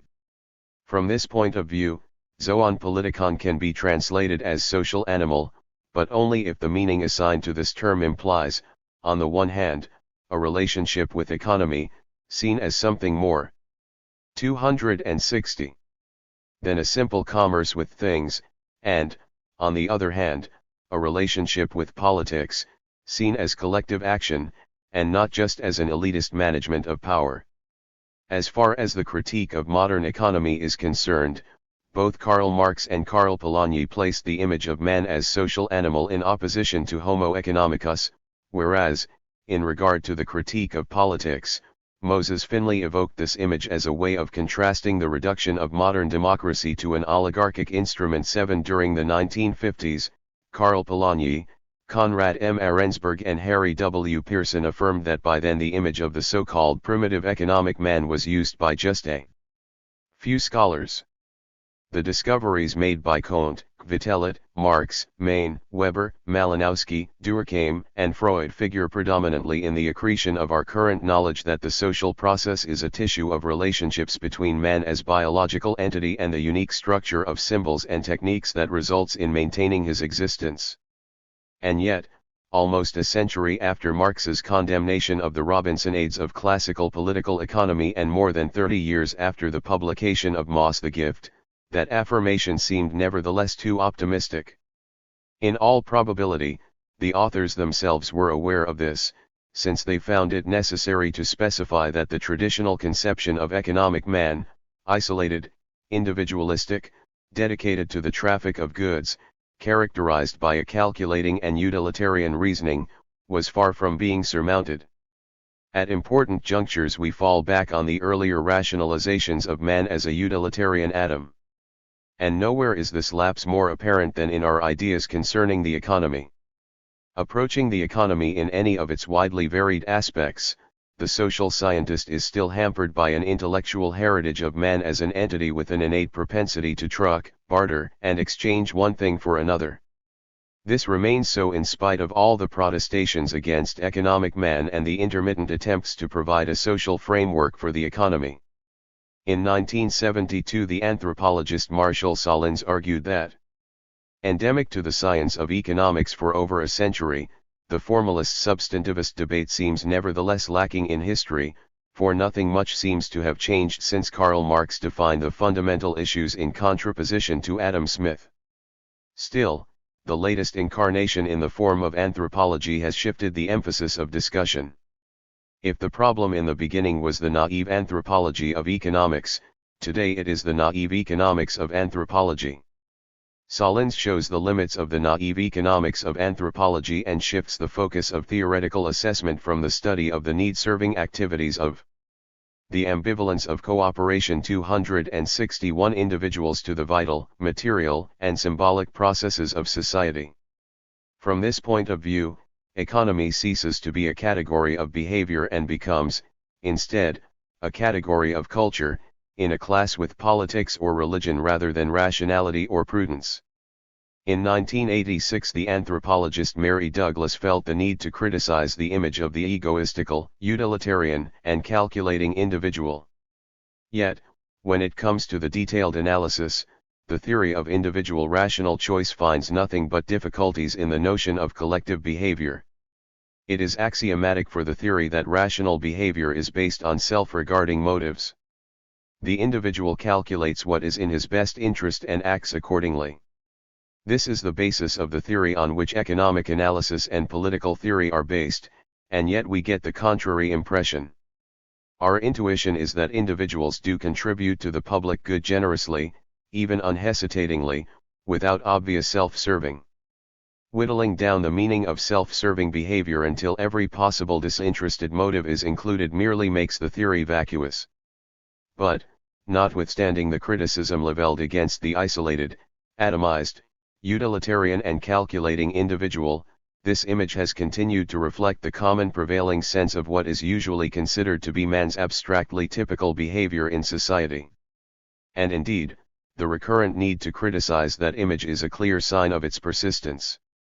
What's more, the theories of anthropologists such as Marshall Sahlins and Mary Douglas enjoyed, at least during the 1980s, a circulation which went beyond the sphere of anthropological competences and studies. But this is no longer so today.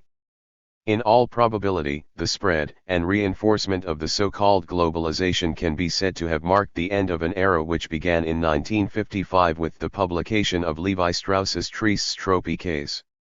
Now we have moved into a new one, which attempts to deal with global homologation and local diversification, the last two consequences of a historical process which was already adumbrated in the masterpiece of Levi Strauss.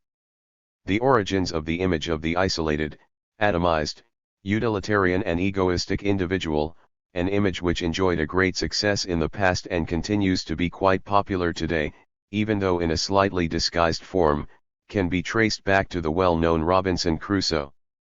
But it was Adam Smith's particular version of this character that marked the distinctive traits of the naive economics of anthropology analyzed by Salins.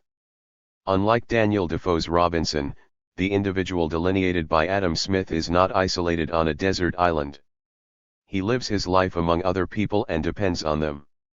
In civilized society he stands at all times in need of the cooperation and assistance of great multitudes, while his whole life is scarce sufficient to gain the friendship of a few persons. In almost every other race of animals. 262. Each individual, when it is grown up to maturity, is entirely independent, and in its natural state has occasion for the assistance of no other living creature. But man has almost constant occasion for the help of his brethren, and it is in vain for him to expect it from their benevolence only. He will be more likely to prevail if he can interest their self-love in his favor, and shew them that it is for their own advantage to do for him what he requires of them. This human being, who lives his life in isolation among other people, who needs their cooperation but cannot expect any solidarity from them, seems the anthropological and social result of the tendency to truck, barter, and exchange. But without the disposition to truck, barter, and exchange, every man must have procured to himself every necessary and conveniency of life which he wanted. All must have had the same duties to perform, and the same work to do, and there could have been no such difference of employment as could alone give occasion to any great difference of talents. Cooperation, as Adam Smith saw it in his Wealth of Nations, is a system of reciprocal dependence between people, rationalized by the division of labor and, above all, completely independent from what Michael Tomasello called shared intentionality. Isolation, egoism, cooperation without solidarity, strategies used for gaining advantages from the egoism and the interests of others, utilitarian rationality, these are the characteristics which emerge from the image of Adam Smith's economic man. To Karl Marx and Karl Polanyi. Both Karl Marx and Karl Polanyi juxtaposed this image with the Aristotelian idea of man as a social animal. In the context of the critique of a utilitarian social vision, the sense of this contraposition can be analyzed from two perspectives. The first one concerns the link between historical construction and universality. The second regards the relationships that human beings forge with one another within the cooperative and social systems. Marx refers to the Aristotelian concept of man as a social animal in at least 3 occasions, in the 1857 introduction, in his forms which precede capitalist production and in Volume I of Capital. In the first of these writings, the Aristotelian image of man as a social animal is directly placed in opposition to Adam Smith's individual and isolated hunter and fisherman. Marx affirms that the point of departure, the ambivalence of cooperation 263 of his analysis is provided by individuals producing in society. On the basis of this methodological assumption he criticizes Adam Smith and David Ricardo for using the image of a single individual as the starting point from which to develop their deductions about society's structure, interconnections, and internal divisions. According to Marx, Adam Smith's and David Ricardo's reasoning constitutes a form of anticipation. They project into the past the image of a primitive economic man, who has all the characteristics of the modern middle-class individual. The idea according to which the modern middle-class individual turns into a primitive economic man depends on the fact that his history begins to unfold from a unilateral characteristic, that is, his supposed propensity to barter and trade. This permanent and ahistorical characteristic presents itself as his natural condition and, consequently, as a universal anthropological condition regarding all human beings in every epoch, ever since the beginning of history. Once this characteristic is taken as natural and assumed to be universal, the primitive economic man starts representing the first step of a socio-historical development, which teleologically leads us to the modern middle-class individual. There is, then, a kind of circular movement by which the primitive economic man is secretly deduced from the modern middle-class individual. This underdeveloped modern economic man is the starting point of a linear and progressive history which, however, leads us to the effective point of departure, that is, once again, modern economic man. Marx contrasts this view with the Aristotelian image of man as a social animal. The more deeply we go back into history, the more does the individual, and hence also the producing individual, appear as dependent, as belonging to a greater whole, in a still quite natural way in the family and in the family expanded into the clan, then later in the various forms of communal society arising out of the antitheses and fusions of the clans. Only in the 18th century, in civil society, do the various forms of social connectedness confront the individual as a mere means towards his private purposes, as external necessity. But the epoch which produces this standpoint, that of the isolated individual, is also precisely that of the hitherto most developed social relations. The human being is in the most literal sense a zoon-politikon, not merely a gregarious animal, but an animal which can individuate itself only in the midst of society. Yet, in addition to Marx's critique of the historical, teleological, and universalistic elements concealed in Adam Smith's primitive economic man, a further question has to be taken into consideration, namely, the role played by individuals within social and cooperative systems. The historical scheme proposed by Marx in opposition to Adam Smith's shows the same antagonism that, at a 264 later time, will inform Ferdinand Tönnies's concepts of community and society. In the picture presented by Marx, modern society appears as an instrument for reaching the individual's personal ends and, as such, clashes with them. His reference to Aristotle serves to underline the fact that, notwithstanding the clash between society and individuals, and in spite of the individual's tendency to see society as an external necessity, human beings never cease to be social animals in the Aristotelian sense. Consequently, they are cooperative beings, but in a different sense from that employed by Adam Smith. Using contemporary terms, we might say that Marx is favorably disposed towards a system of shared intentionality, rather than towards unintentional cooperation, a system where everybody does his best for the others and depends on them in an unconscious and egoistical way. Behind a market system whose invisible hand settles things up, so to say, in an automatic way by using a cybernetic approach based on feedback, Marx recognizes the despotic traits of a cooperatively organized factory, a system characterized by an intentionality which is neither shared nor voluntary, but imposed. Marx directs his attention mainly to those particular social relations which he calls relations of production and which, as is well known, play a general role in his theory.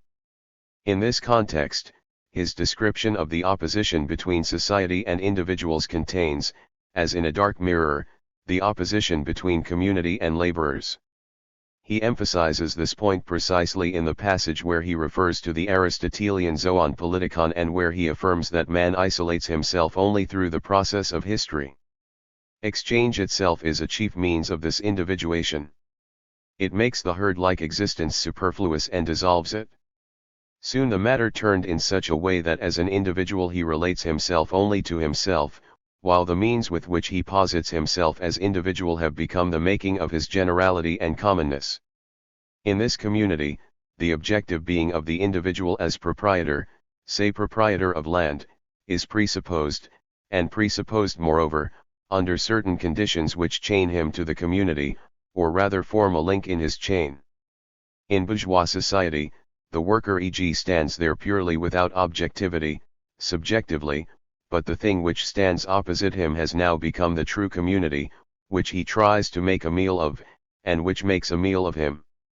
In a situation where society is conceived as a tool for the achievement of private ends, community becomes something that transforms workers into instruments. In the process of production the relationship is overturned. This aspect is particularly emphasized in a further passage where Marx refers once the ambivalence of cooperation 265 again to the notion of zoon-politikon, that is to say, in his discussion of cooperation in Volume I of Capital. What is foregrounded here is the effect produced by the fusion of many individual forces into a single overall force. Cooperation seems to work according to the modalities of a system where the whole is more than the sum of the parts, because it ensures that a certain number of people, who work together, are able to produce much more than the same number of people working in isolation. This originates from the fact that man, if not as Aristotle thought a political animal, is at all events a social animal. Here, Marx introduces a theoretical change in the image created by Aristotle. The sociability, which man possesses by nature, is not determined by the city but, rather, by a cooperative faculty developed earlier, before the creation of a city system. However, in Marx's interpretation, the relationships people establish with one another within cooperative and social systems are reduced to labor relations of production. As a consequence, the aspects connected with, as Marx would put it, the superstructure, are underestimated. Besides being determined, the superstructure determines, through its collective forms, the motivations and the productive actions of the individual. Mimetic abilities, symbolic activities, forms of communication, emotions, all these elements contribute to the composite meaning of human cooperation. Polanyi, too, juxtaposes the Aristotelian image of man as a social animal to Adam Smith's idea of the primitive economic man. In the essay entitled Our Obsolete Market Mentality, he highlights the fact that the birth of laissez-faire administered a shock to civilized man's views of himself and argues, implicitly echoing Marx, that liberal economy was a violent break with the conditions that preceded it. He then affirms that this new world of economic motives was based on a fallacy. Intrinsically, hunger and gain are no more economic than love or hate, pride or prejudice. No human motive is per se economic. There is no such thing as a sui generis economic experience in the sense in which man may have a religious, aesthetic, or sexual experience. These latter give rise to motives that broadly aim at evoking similar experiences. In regard to material production, these terms lack self-evident meaning. By underlining the fact that it is not possible to undergo an economic experience in the same way that we undergo a religious, aesthetic, or sexual one, Polanyi addresses a problem which Durkheim, among others, had already approached and examined, but in a more complex way. The relationship with production and economy depends always on social forms of solidarity, reciprocity, and cooperation.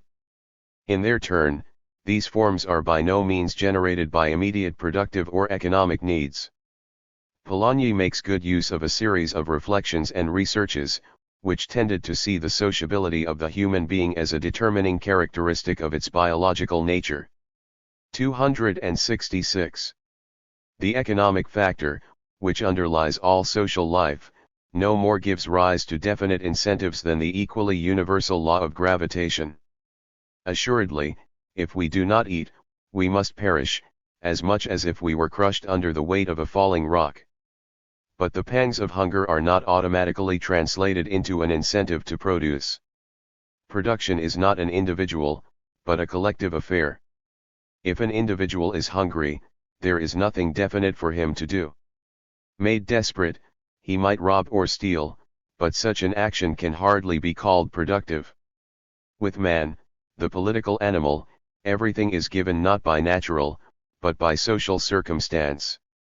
Analogously to Marx, Polanyi underlines the fact that production is not an individual, but a collective act. Nevertheless, their viewpoints diverge on some issues. In all likelihood, Marx would have endorsed Polanyi's idea that with man everything is given by social circumstances. Yet, in his view, social circumstances tend to translate themselves into historical ones, where communities tend to organize their work in a cooperative and antagonistic way. For Polanyi, however, things are somewhat different. On the one hand, he lays emphasis on the non-economic, psychological, traits of social activities. On the other, he stresses the breach brought about by market society. In this way he gives prominence to a feature which was already latent in Marx, the exceptionality of the system as compared with previous ones. This exceptionality is explained in the following terms. Instead of the economic system being embedded in social relationships, these relationships were now embedded in the economic system. Nevertheless, the change in the relationship between economy and society is not so radical as to induce people to act only when motivated by economic or productive incentives. This is the reason why Polanyi evokes the Aristotelian concept of man as a social animal and joins Malinowski, Thirnwald, and Moss in their critique of the fallacious 18th-century image of the primitive economic man. The semblance is compelling that hunger and gain are the incentives on which any economic system must rest. This assumption is baseless. Ranging over human societies, we find hunger and gain not appealed to as incentives to production, and where so appealed to, they are fused with other powerful motives. Aristotle was right, man is not an economic, but a social being. He does not aim at safeguarding his individual interest in the acquisition of material possessions, but rather at ensuring social goodwill, social status, social assets. He values possessions primarily as a means to that end. His incentives are of that mixed character which we associate with the endeavor to gain social approval. Productive efforts are no more than incidental to this. The ambivalence of cooperation 267. As a rule, says Polanyi, man's economy is submerged in his social relations. But the capitalist system breaks this rule. This leads to a far-reaching consequence, when, on the contrary, society is submerged in the economic system, human beings feel the need to produce, institutionally and culturally, organized and symbolic forms of collective identity. 9. This need is dictated by the destructive power of market laws. To separate labor from other activities of life and to subject it to the laws of the market was to annihilate all organic forms of existence and to replace them by a different type of organization, an atomistic and individualistic one. Such a scheme of destruction was best served by the application of the principle of freedom of contract. In practice, this meant that the non-contractual organizations of kinship, neighborhood, profession, and creed were to be liquidated since they claimed the allegiance of the individual and thus restrained his freedom. Therefore, the market has to destroy the communal systems of the individuals in order to obtain labor. As the historian E.P. Tom Spon showed in his classic paper Time, Work Discipline, and Industrial Capitalism, the relationship between these elements is based on the destruction of the laborer's culture of origin. Yet, the process that leads to the destruction of modern man's sociability, in favor of his economic traits, cannot be absolute. There will always remain, or will always be created anew by the individuals, some communal forms of collective, often antagonistic, identities. What emerges, according to Polanyi, in market societies, is a condition of separateness between the community and the individual. It affects the economic field and, as a consequence, the laborer becomes available on the marketplace.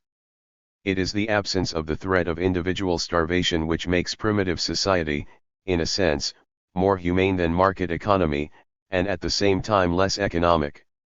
Ironically, the white man's initial contribution to the black man's world mainly consisted in introducing him to the uses of the scourge of hunger. Thus, the colonists may decide to cut the breadfruit trees down in order to create an artificial food scarcity, or may impose a hut tax on the native to force him to barter away his labor. This is precisely where the paradox of the marketplace arises. The market imposes its freedom by destroying the economic and social life forms of non-market societies. The Aristotelian image of man as a social animal is used by Polanyi with the aim of highlighting, by way of contrast, the exceptionality of the modern market society's condition and of its primitive economic man. 268. It is a society in which social relationships tend to be embedded into economic ones. If we think about the construction of the historical order in which human beings build up their relationships, we will see that this condition of exceptionality entails, on the one hand, the assertion of historical discontinuity, at least between the capitalist system and the social forms which preceded it. On the other hand, it negates the historical universality of cooperative and social relations based fundamentally on egoistic and utilitarian interests. This negation is connected to the general idea of the irreducibility of social individuals to their economic and instrumental behavior and motives. 3. Mary Douglas, Cooperation and Collectivity. In her study How Institutions Think, the anthropologist Mary Douglas affirms that when it comes to the detailed analysis, the theory of individual rational choice finds nothing but difficulties in the notion of collective behavior. She delves into the question of collective behavior and argues that it is not possible to speak of society as a whole if people do not share any thoughts or feelings, or, more specifically, if their categories of thinking are utterly different from one another. This is the point where the theory of the rational choice shows its limits. Not just any busload or haphazard crowd of people deserves the name of society, there has to be some thinking and feeling alike among members. But this is not to say that a corporate group possesses attitudes of its own. If it possesses anything, it is because of the legal theory that endows it with fictive personality. Yet, legal existence is not enough. Legal presumptions do not attribute emotional bias to corporations. Just because it is legally constituted, a group cannot be said to behave, still less to think or feel. If this is literally true, it is implicitly denied by much of social thought. Marxist theory assumes that a social class can perceive, choose, and act upon its own group interests. Democratic theory is based on the idea of the collective will. Yet, when it comes to the detailed analysis, the theory of individual rational choice finds nothing but difficulties in the notion of collective behavior. It is axiomatic for the theory that rational behavior is based on self-regarding motives. The individual calculates what is in his best interest and acts accordingly. This is the basis of the theory on which economic analysis and political theory are based, and yet we get the contrary impression. Our intuition is that individuals do contribute to the public good generously, even unhesitatingly, without obvious self-serving. Whittling down the meaning of self-serving behavior until every possible disinterested motive is included merely makes the theory vacuous. The ambivalence of cooperation. 269. The idea that collective behavior cannot easily be framed within a utilitarian conception of society as composed of adult, calculating and egoistical individuals has been explored, through different angles of approach, by Tocqueville, Marx, Durkheim, and Polanyi, to quote just a few. After the birth of a human being, his early years are obscurely spent in the toils or pleasures of childhood. As he grows up, the world receives him, when his manhood begins, and he enters into contact with his fellows. He is then studied for the first time, and it is imagined that the germ of the vices and the virtues of his maturer years is then formed. This, if I am not mistaken, is a great error. We must begin higher up, we must watch the infant in its mother's arms, we must see the first images which the external world casts upon the dark mirror of his mind, the first occurrences which he witnesses, we must hear the first words which awaken the sleeping powers of thought, and stand by his earliest efforts, if we would understand the prejudices, the habits, and the passions which will rule his life. The entire man is, so to speak, to be seen in the cradle of the child. What lurks behind these deterministic considerations is the fundamental idea that the individual is formed through the interaction with his/her family. Family ties contribute to shape the communion of thought categories, habits, and passions which, right from the start, place the individual within society. Approaching the question from another perspective, Marx strongly criticized classical economic theory and its focus on isolated individuals. In fact, the Aristotelian concept of zoon politikon substantiates his view that social relationships presuppose the formation of the individual, and that the idea of an isolated individual is closely intertwined with the development of social relationships. The more these relationships are developed, the more the idea of an isolated individual emerges with ever-increasing clarity. However, the modern revival of Aristotle's zoon politikon poses a significant question: what is the place of passion, of habits, of shared thought categories, of collective representations and of symbolic exchange in a world characterized by the separation and the autonomization of the economic and the political spheres? A world ruled by irrationality which allows the relationship between man and things to prevail over the relationship between man and society. In short, what is the place of all those elements which transform a social system into a whole with an identity of its own? If we take as our starting point the issue of the social origin of cognitive processes and use it as a basis for understanding the concepts of cooperation and solidarity, we will be able to foreground the following considerations. The theories which support the thesis of the individual's rational choice take into account only adult, abstract individuals, who act intentionally. 270. And whose action is driven by interest and calculation. However, notwithstanding the separateness of the spheres of human action, concrete individuals inhabit many different emotional and cognitive dimensions. The analysis of organized groups has necessarily to take into account the emotional orientation and the social processes, which preside over the formation and building of knowledge. The individuals act and acquire knowledge within contexts where communication has a specific significance. This presupposes systems of interaction. The social origin of knowledge is also grounded in affective experiences. So, cooperation presides over the construction of perception and knowledge from the very first interaction phases between adults and children. For the ambivalence of cooperation, as a faculty of the human species, is therefore quite ambiguous. It oscillates between two poles. On the one hand, living together in an organized way sets the individual capacities free. On the other hand, these capacities are oppressed by the despotic dominance of the people who are in charge of the cooperative organization. The power that bears within itself the seeds of cooperation and enables human beings to develop their humanity, is the very same power that can become a curse. The ambivalence of cooperation can easily be observed in three different human activities: music, war, and work. An orchestra, an army, and a workforce represent three kinds of cooperation. Musicians playing together in an orchestra, working together in an organized way, that is to say, by dividing their tasks and displaying different abilities, aim at preserving the musical unity of an artistic composition. A more or less analogous organization can be found in the army, where soldiers aim at exercising their strength and inflicting an arguably legitimate violence. What factory workers aim to achieve by working together is the production of goods. These examples show three different forms of planned cooperation.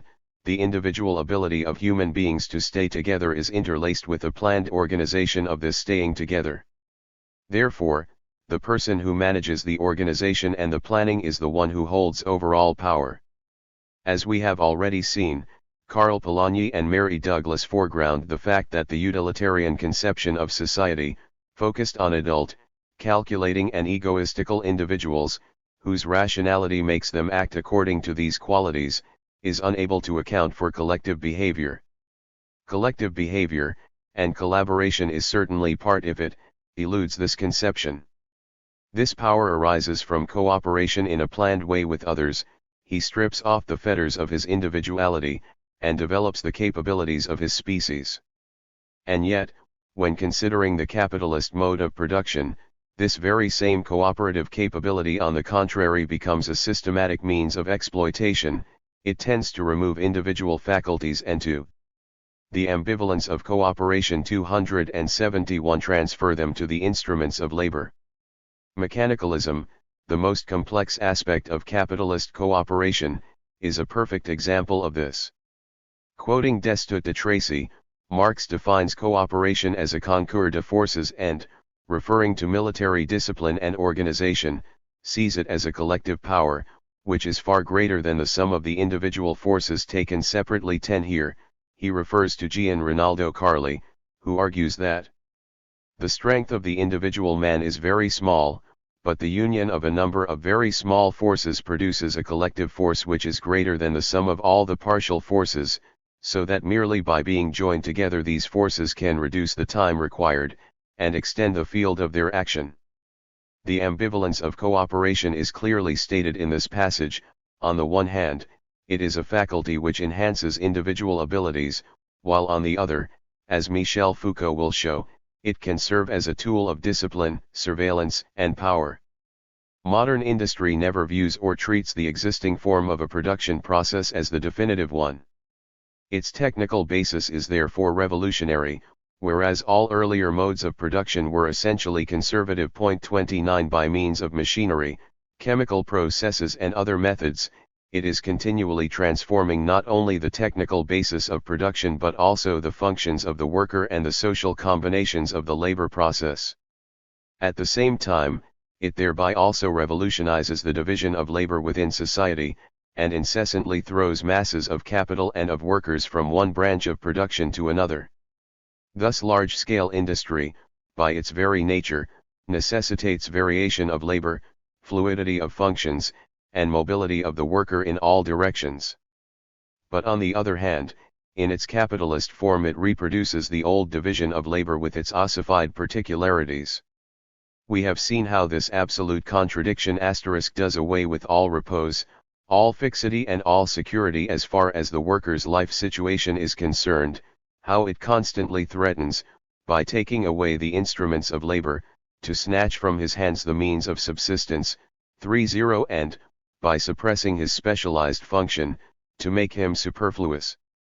We have seen, too, how this contradiction bursts forth without restraint in the ceaseless human sacrifices required from the working class, in the reckless squandering of labor powers, and in the devastating effects of social anarchy.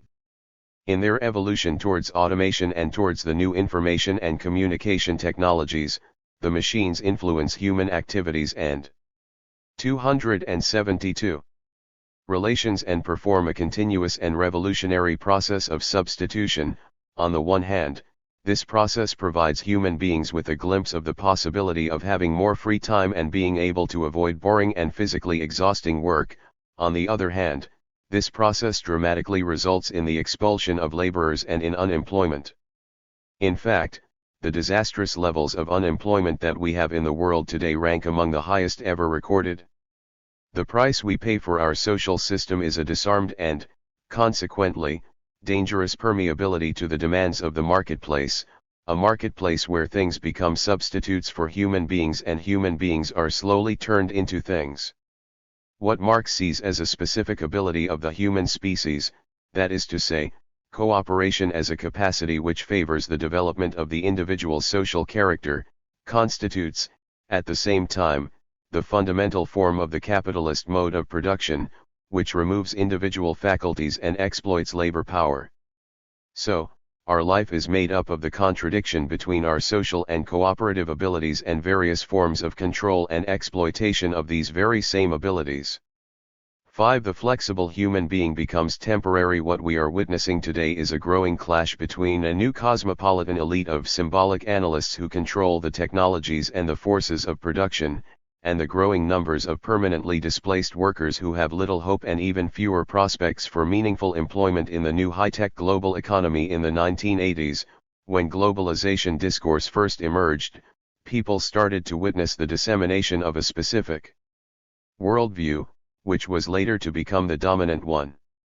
In this worldview, there was room for the lowering of wages, for the reappearance of disguised forms of slavery, for the dislocation of production sites to faraway corners of the earth, for wars fought in the name of humanity, for the omnipotence and idolization of the so-called managers, for bank speculations, for the weakening of moral values in the name of efficiency and realism, for the savage privatization of public spaces, for the end of social responsibilities.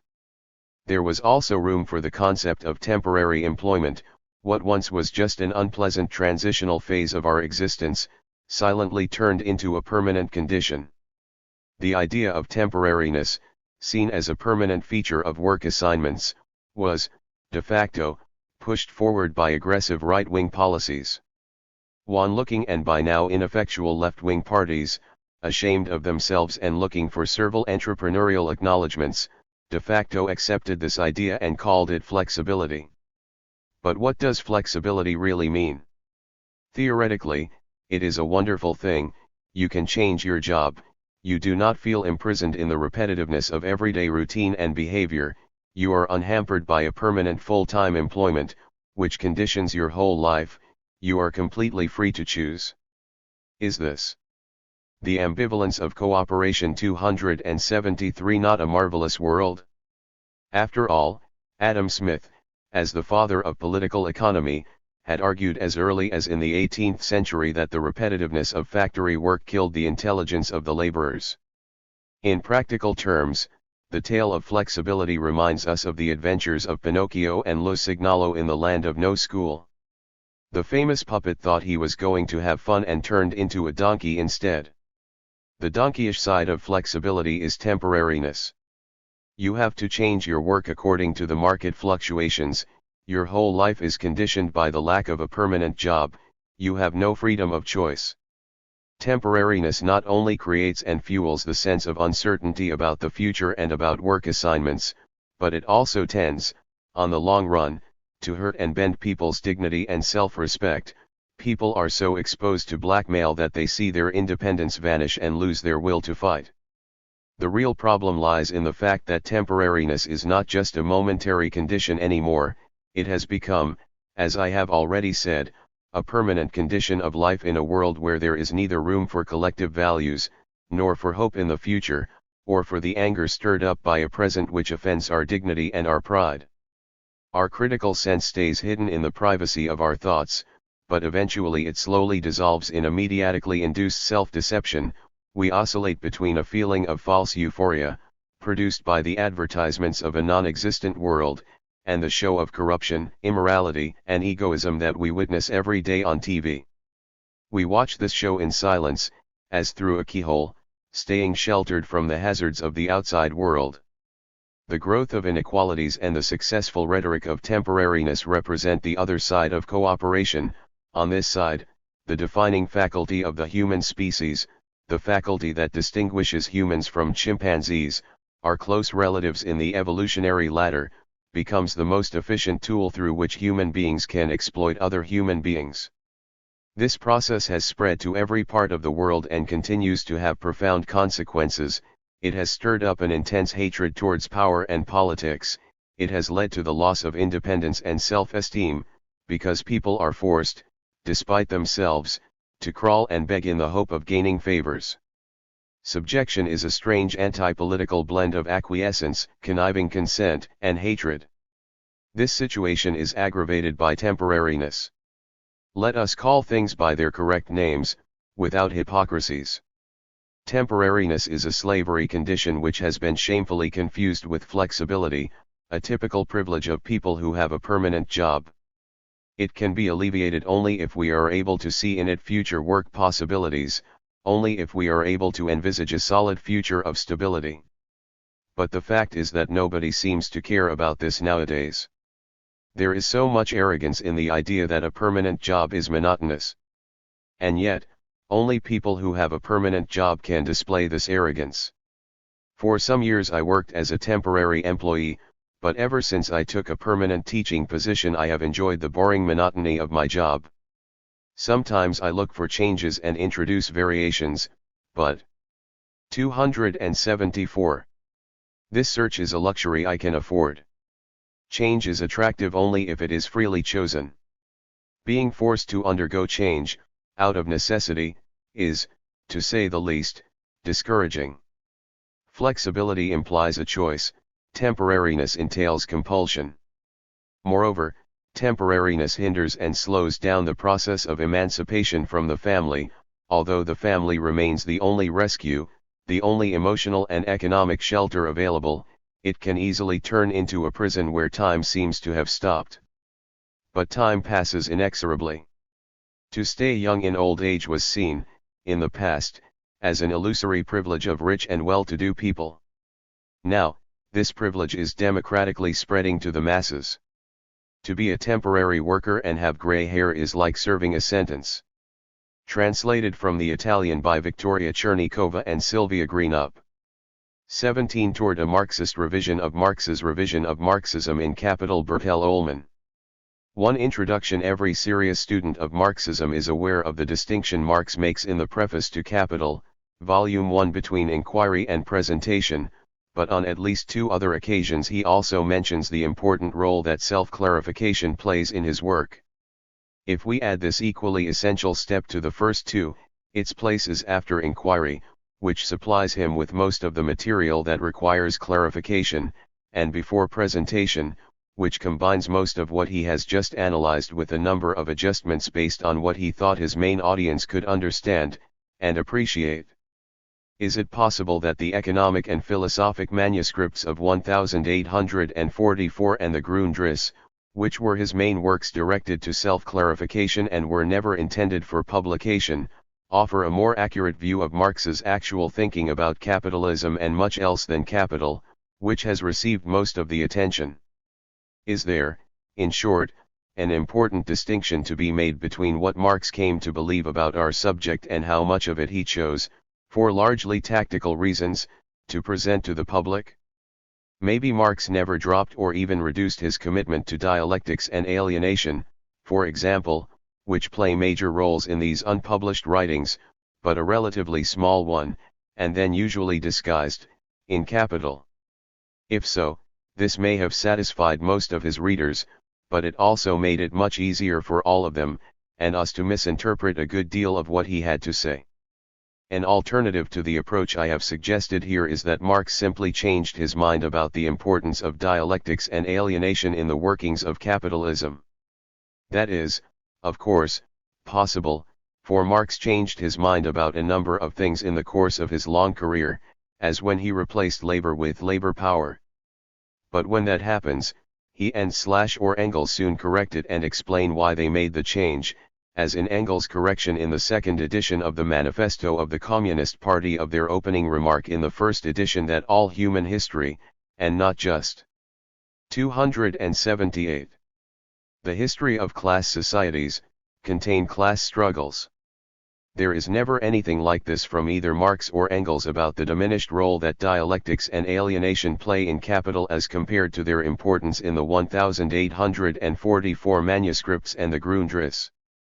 It is also worth noting that in an 1858 letter to Engels, Marx said that if time permits he would like to write something to clarify his rational reconstruction of Hegel's dialectical method, which suggests that he still held firmly to a version of Hegel's dialectic at this time and believed that many of his readers still needed special help at arriving at what that was.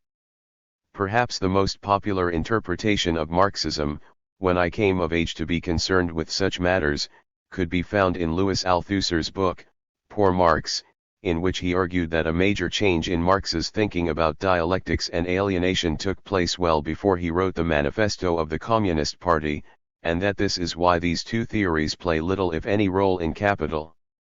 I never accepted this interpretation, but over the years I felt the need to qualify my earlier disagreement with Althusser, for he had seen something that is there. Except, he misunderstood it as an early/late difference in Marx's thinking rather than a difference in the main audiences Marx was trying to reach and what he came to believe was required to reach them. This misunderstanding also led Althusser to exaggerate the changes that do appear in Marx's later writings and to treat them as coming much earlier than they did. In order to decide when these changes actually occurred, however, we need only look at the difference between Marx's all-out dialectical first to the contribution to a critique of political economy, a long introduction that he never finished or published, and the very brief undialectical preface with which he replaced it, which has served as the main source of most of the criticism of Marx as an economic determinist. One of the more regrettable side effects of the new preface can be seen in G.A. Cohen's influential book, Karl Marx's Theory of History, a defense, which relies heavily on this preface, and the school of analytical Marxism that rose out of it. But a Marxism without any dialectics is too deterministic, as Marx's hostile critics have never ceased to point out, and could only serve as a swan song for some of our best Marxist scholars, including Cohen, a close friend of the author's, to abandon Marxism altogether. Marx was very disappointed when the book for which he had already sacrificed his dialectical introduction attracted only a handful of readers, and it was shortly after that that he decided to present the scientific analysis he had been preparing for over a couple of decades without most of the dialectical framework and categories that had brought him this far. Marx's intended audience for Capital, after all, were workers who could read, different kinds of socialists, and the more curious and less biased economists who were Toward a Marxist revision 279 attracted to books that promised something new, and, for this group, that did not stray too far from accepted standards of scientific method. So if he began by believing that the language of dialectics would not put off too many of these readers, the commercial failure of his 1859 book and the frequent requests he received from Engels and other friends to simplify the larger work to come eventually won him over. This did not keep Marx in his afterword to the second German edition of Capital from quoting at length from a reviewer of the Russian edition, that had just appeared, who showed a relatively good grasp of his dialectical method. Marx even followed this with the best brief summary of dialectics that I have seen anywhere. Unfortunately, the book that came right after these remarks stuck with all the compromises he made in the first German edition and continued to make in the French edition of Capital that came a little later in order, once again, to attract the largest possible audience. There is no doubt that playing down dialectics in Capital brought him many more readers than he would have gotten otherwise, and, as someone who shares Marx's politics as well as his ideas, I recognize the importance of such numbers. But he paid a price for this, and we need to be aware of what that was, both in Marx's time and for today.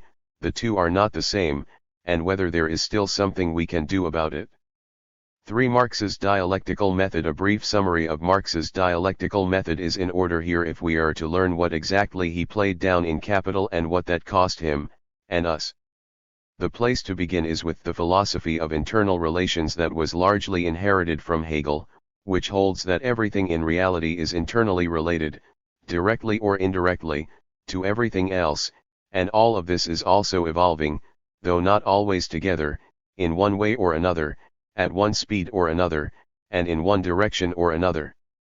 On this view, everything becomes both a relation, a very complex one, and a process, a very long one, and there is no easy way of determining where either of them starts or ends. The more popular alternative is the philosophy of external relations, where everything in reality is conceived of as a separate part, or thing, that is logically distinct and static until something or someone comes along to establish a relationship or cause it to move. Both of these changes are usually limited and relatively easy to observe. Faced with such a choice, most people, including this writer, would probably opt for the philosophy of external relations, for, from the above, it appears that working with this approach is easy, if not natural, while any attempt to study anything using the philosophy of internal relations could go on forever. And so it would, if Marx had not mastered the process of abstraction, or of focusing on, or highlighting, or singling out certain aspects of what lay before him for special attention. In an 1858 letter to Engels, Marx gives 280 voice to the frustration that often accompanies having to decide how much of an internally related whole to convey in using a particular concept, but says, this is the only possible way to avoid having to deal with everything under each particular relation.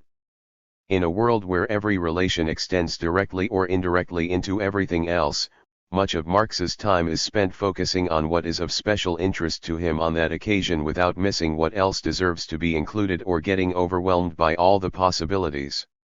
What is of special interest to us is that the distinctions that ensue from Marx's main use of the process of abstraction take place on three different terrains, which I have dubbed abstraction of extension, abstraction of vantage point, and abstraction of level of generality. The 5 levels of generality that Marx treats in this way, moving from the more general to the most specific, are 5, the human condition, 4, class history, 3, capitalism, 2, modern capitalism, and 1, the here and now. Though Marx devotes most of his attention to capitalism in general, all of these levels of generality can be found in the present where their different laws of motion overlap and interact, and continue to exert at least some influence on one another. It is also worth noting that working out of a philosophy of internal relations, with no absolute boundaries to force his hand, Marx has a great deal of flexibility in abstracting the extension, vantage point, and level of generality he favors for a particular study as well as in presenting the results of it to his readers. While taking full account of what our five senses can inform us about reality, it is his dialectic that enables Marx to find his way through the internally related and rapidly evolving system he has chosen to lay bare. This same flexibility, however, is, toward a Marxist revision 281, also responsible for the elasticity in the meanings of all of Marx's major concepts, extending from slight to considerably more, and, with that, for the frustration felt by most of his readers who do not understand where this practice comes from. When the Italian sociologist and critic of Marx, Vilfredo Pareto, declared that Marx's words are like bats.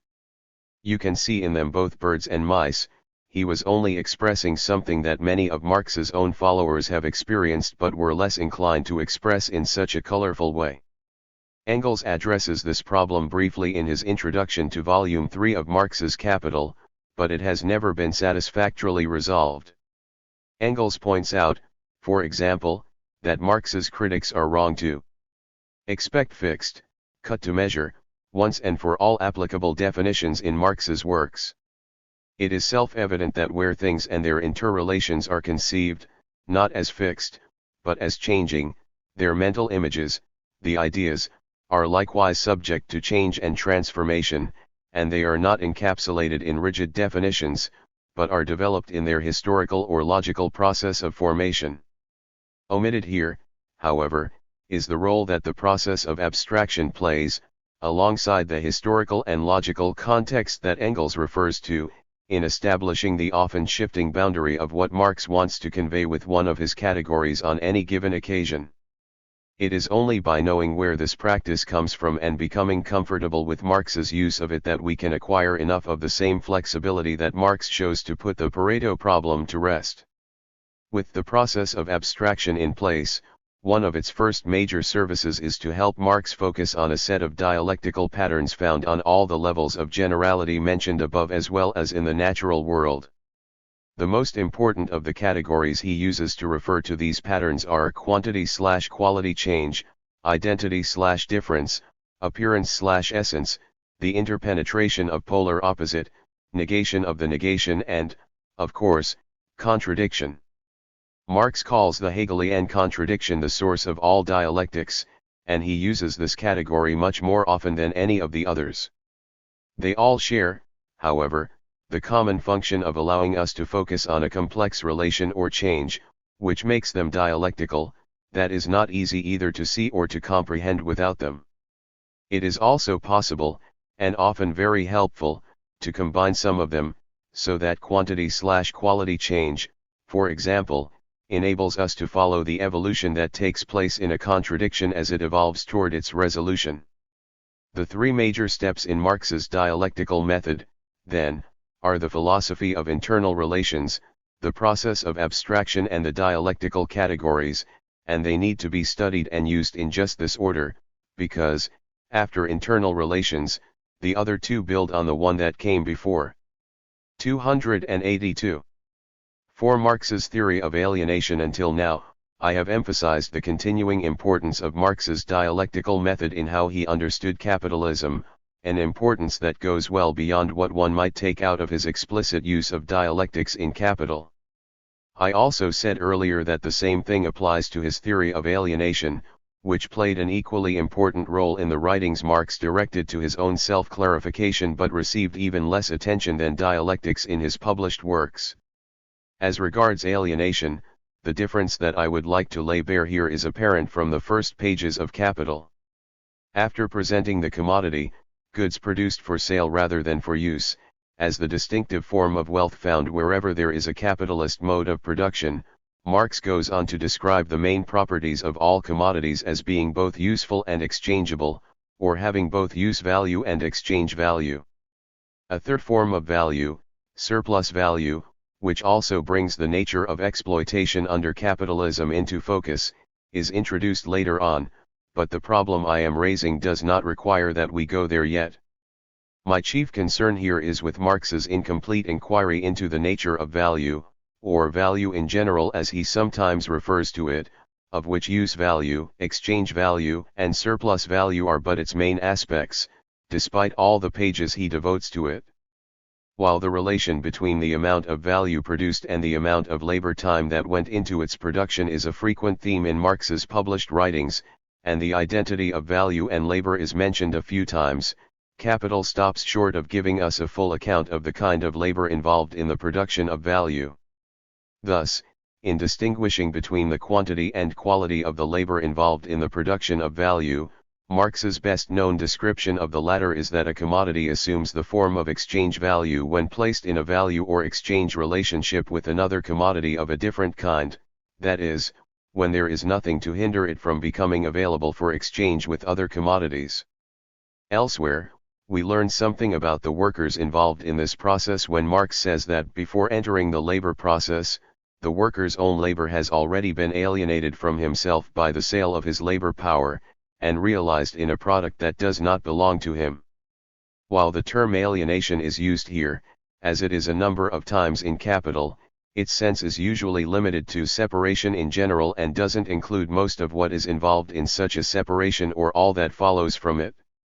The quote just above is something of an exception, then, in noting that one of the results of alienated labor is that the product does not belong to the worker, but this can also be taken as an indication that Marx never really changed his mind about his theory of alienation, which gets its only full description in the economic and philosophic manuscripts of 1944.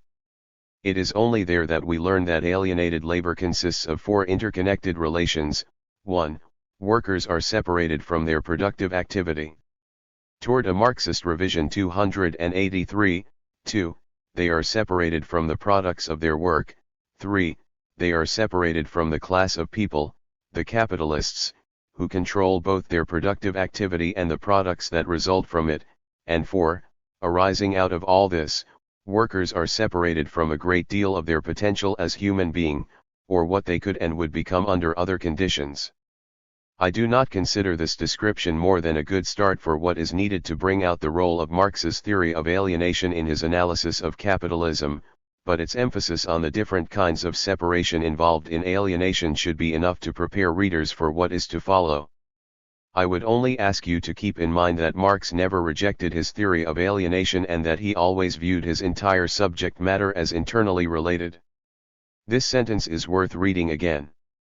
So, what happens to a commodity that enables it to have, in Marx's words, a value or exchange relationship with another commodity of a different kind?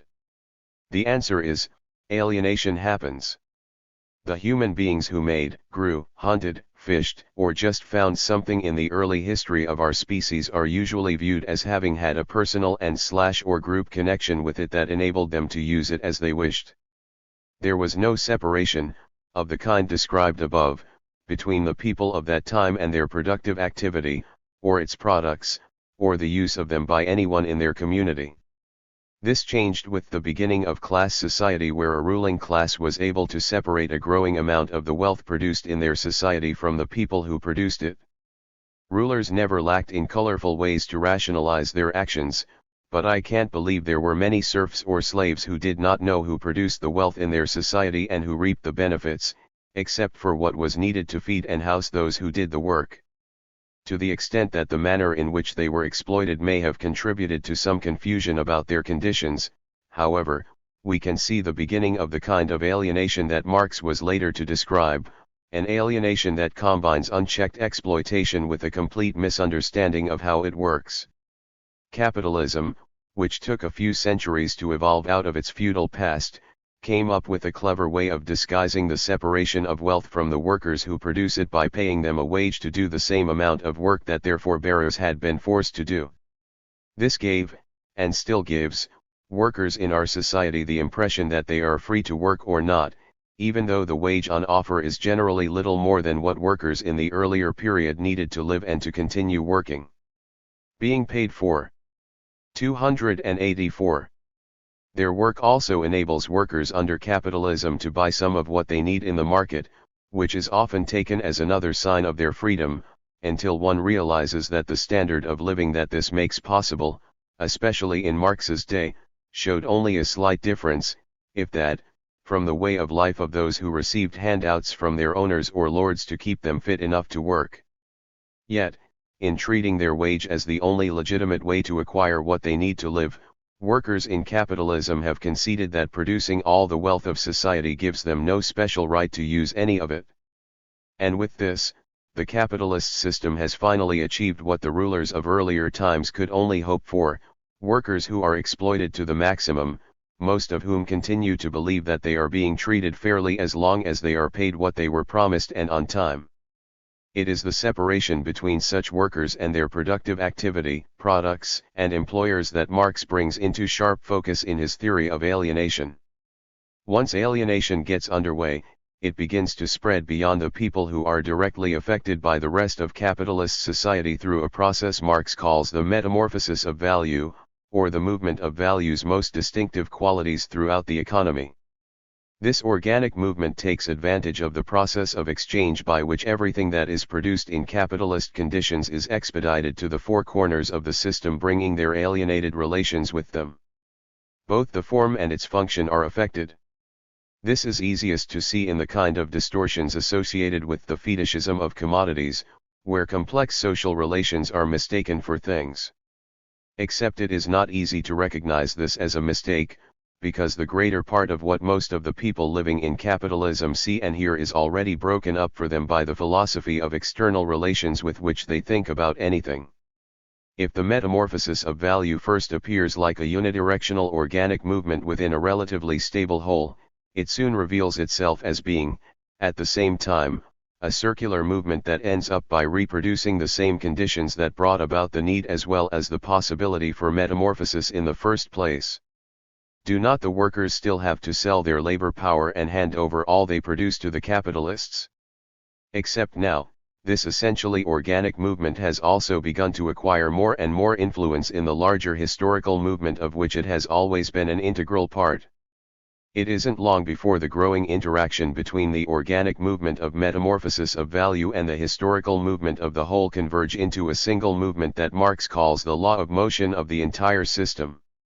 It is to lay bare, or reveal, the law of motion of capitalism, where every law is a tendency, that Marx says is his ultimate aim in writing Capital. Toward a Marxist revision 285. The monumental change all this represents from what went before can be observed in the lives of both the workers and their products. Besides the physical price every worker pays from being overworked and underpaid, most of them, including the better educated ones, are far more confused about the nature of our current society and where and how they fit into it than workers in any society have ever been. As for the products, which have been freed from any claims on them by those who made them, they assume the form of someone else's private property, who turn out to be the capitalists, who can, if they wish, use some part of it to hire workers to produce more such products. But where does value or value in general come into all this? And the answer is, everywhere. Except, whereas Marx begins his account of capitalist production in Capital with value, I have gone back to the relations of alienated labor found in the economic and philosophic manuscripts of 1844 that help explain the origins of value as well as the largely missing half of its qualitative dimension once capitalism gets underway. It is through its alienation, through workers being separated from their productive activity, products, and the people who control both, that labor becomes abstract and general, that is capable of producing commodities without any apparent ties to the people who made them that would interfere with their being easily exchanged for other commodities. Value, as used by Marx, could not have emerged or functioned as it does in capitalism if this complex relation, and, recall, everything in Marxism is a relation, did not also include the whole of Marx's theory of alienation. 5. Conclusion. Alienation and dialectics, our two main subjects, offer ideal vantage points from which to view the functioning of the other, but they can also be treated as one of the most important, if among the least recognized, contradictions in capitalist society. With its history of separating what cannot be separated without distortion, and its contribution to the creation and subsequent metamorphosis of value, including the latter's main byproduct of fetishism, with all this, alienation bears a large part of the responsibility for capitalism's worst problems and mysteries. Just as dialectics, with its emphasis on internal relations and the bigger picture, along with the flexibility displayed by its accompanying process of abstraction, plays an equally important role in the clarification of these mysteries and, at least, a partial resolution of these problems. As for priorities, Marx specifies that it is not the unities that characterize the natural world but the separations which began to appear in class societies and only culminated once capitalism got underway that requires an explanation. It is to this explanation that Marx's theories of alienation and dialectics made major contributions, but ones that could only work as well as they do together. 286. If alienation and dialectics are best treated together, therefore, it is not only because each theory provides the other with its sharpest contrast and most consistent foil, but that each one seems to need the other to display what it can do.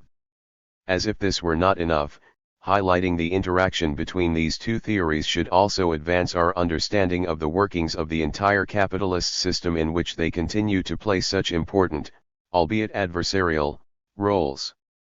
Given their place at the center of Marx's analysis, the analysis he made to clarify his thinking about capitalism but chose not to emphasize in Capital, and all that they accomplish there, is it really too much to believe that the theory of alienation and the theory of dialectics may be the most important of all of Marx's theories? What about Marx's better-known economic theories? But if alienation occupies a full half of what is conveyed by value, and dialectics is what binds all of Marx's economic theories together and enables him to manipulate them as he does, then Marx's unpublished writings, where most of his work on alienation and dialectics is found, deserves as much of our attention as his published work. With the social sciences dominated as never before by the capitalist-inspired folly of separating out our internally related world into smaller and smaller quantifiable portions that hide all our bigger problems, we can no longer allow Marx's theories of alienation and dialectics to remain the least studied and least understood of his theories. Which they are. And we have not even begun to discuss the major implications of the interaction between alienation and dialectics for the class struggle. For whose class interests are best served by keeping everything separated from, well, from just about everything else. And how could a more dialectical approach that insists on re-establishing these broken connections turn that around? All this needs to change.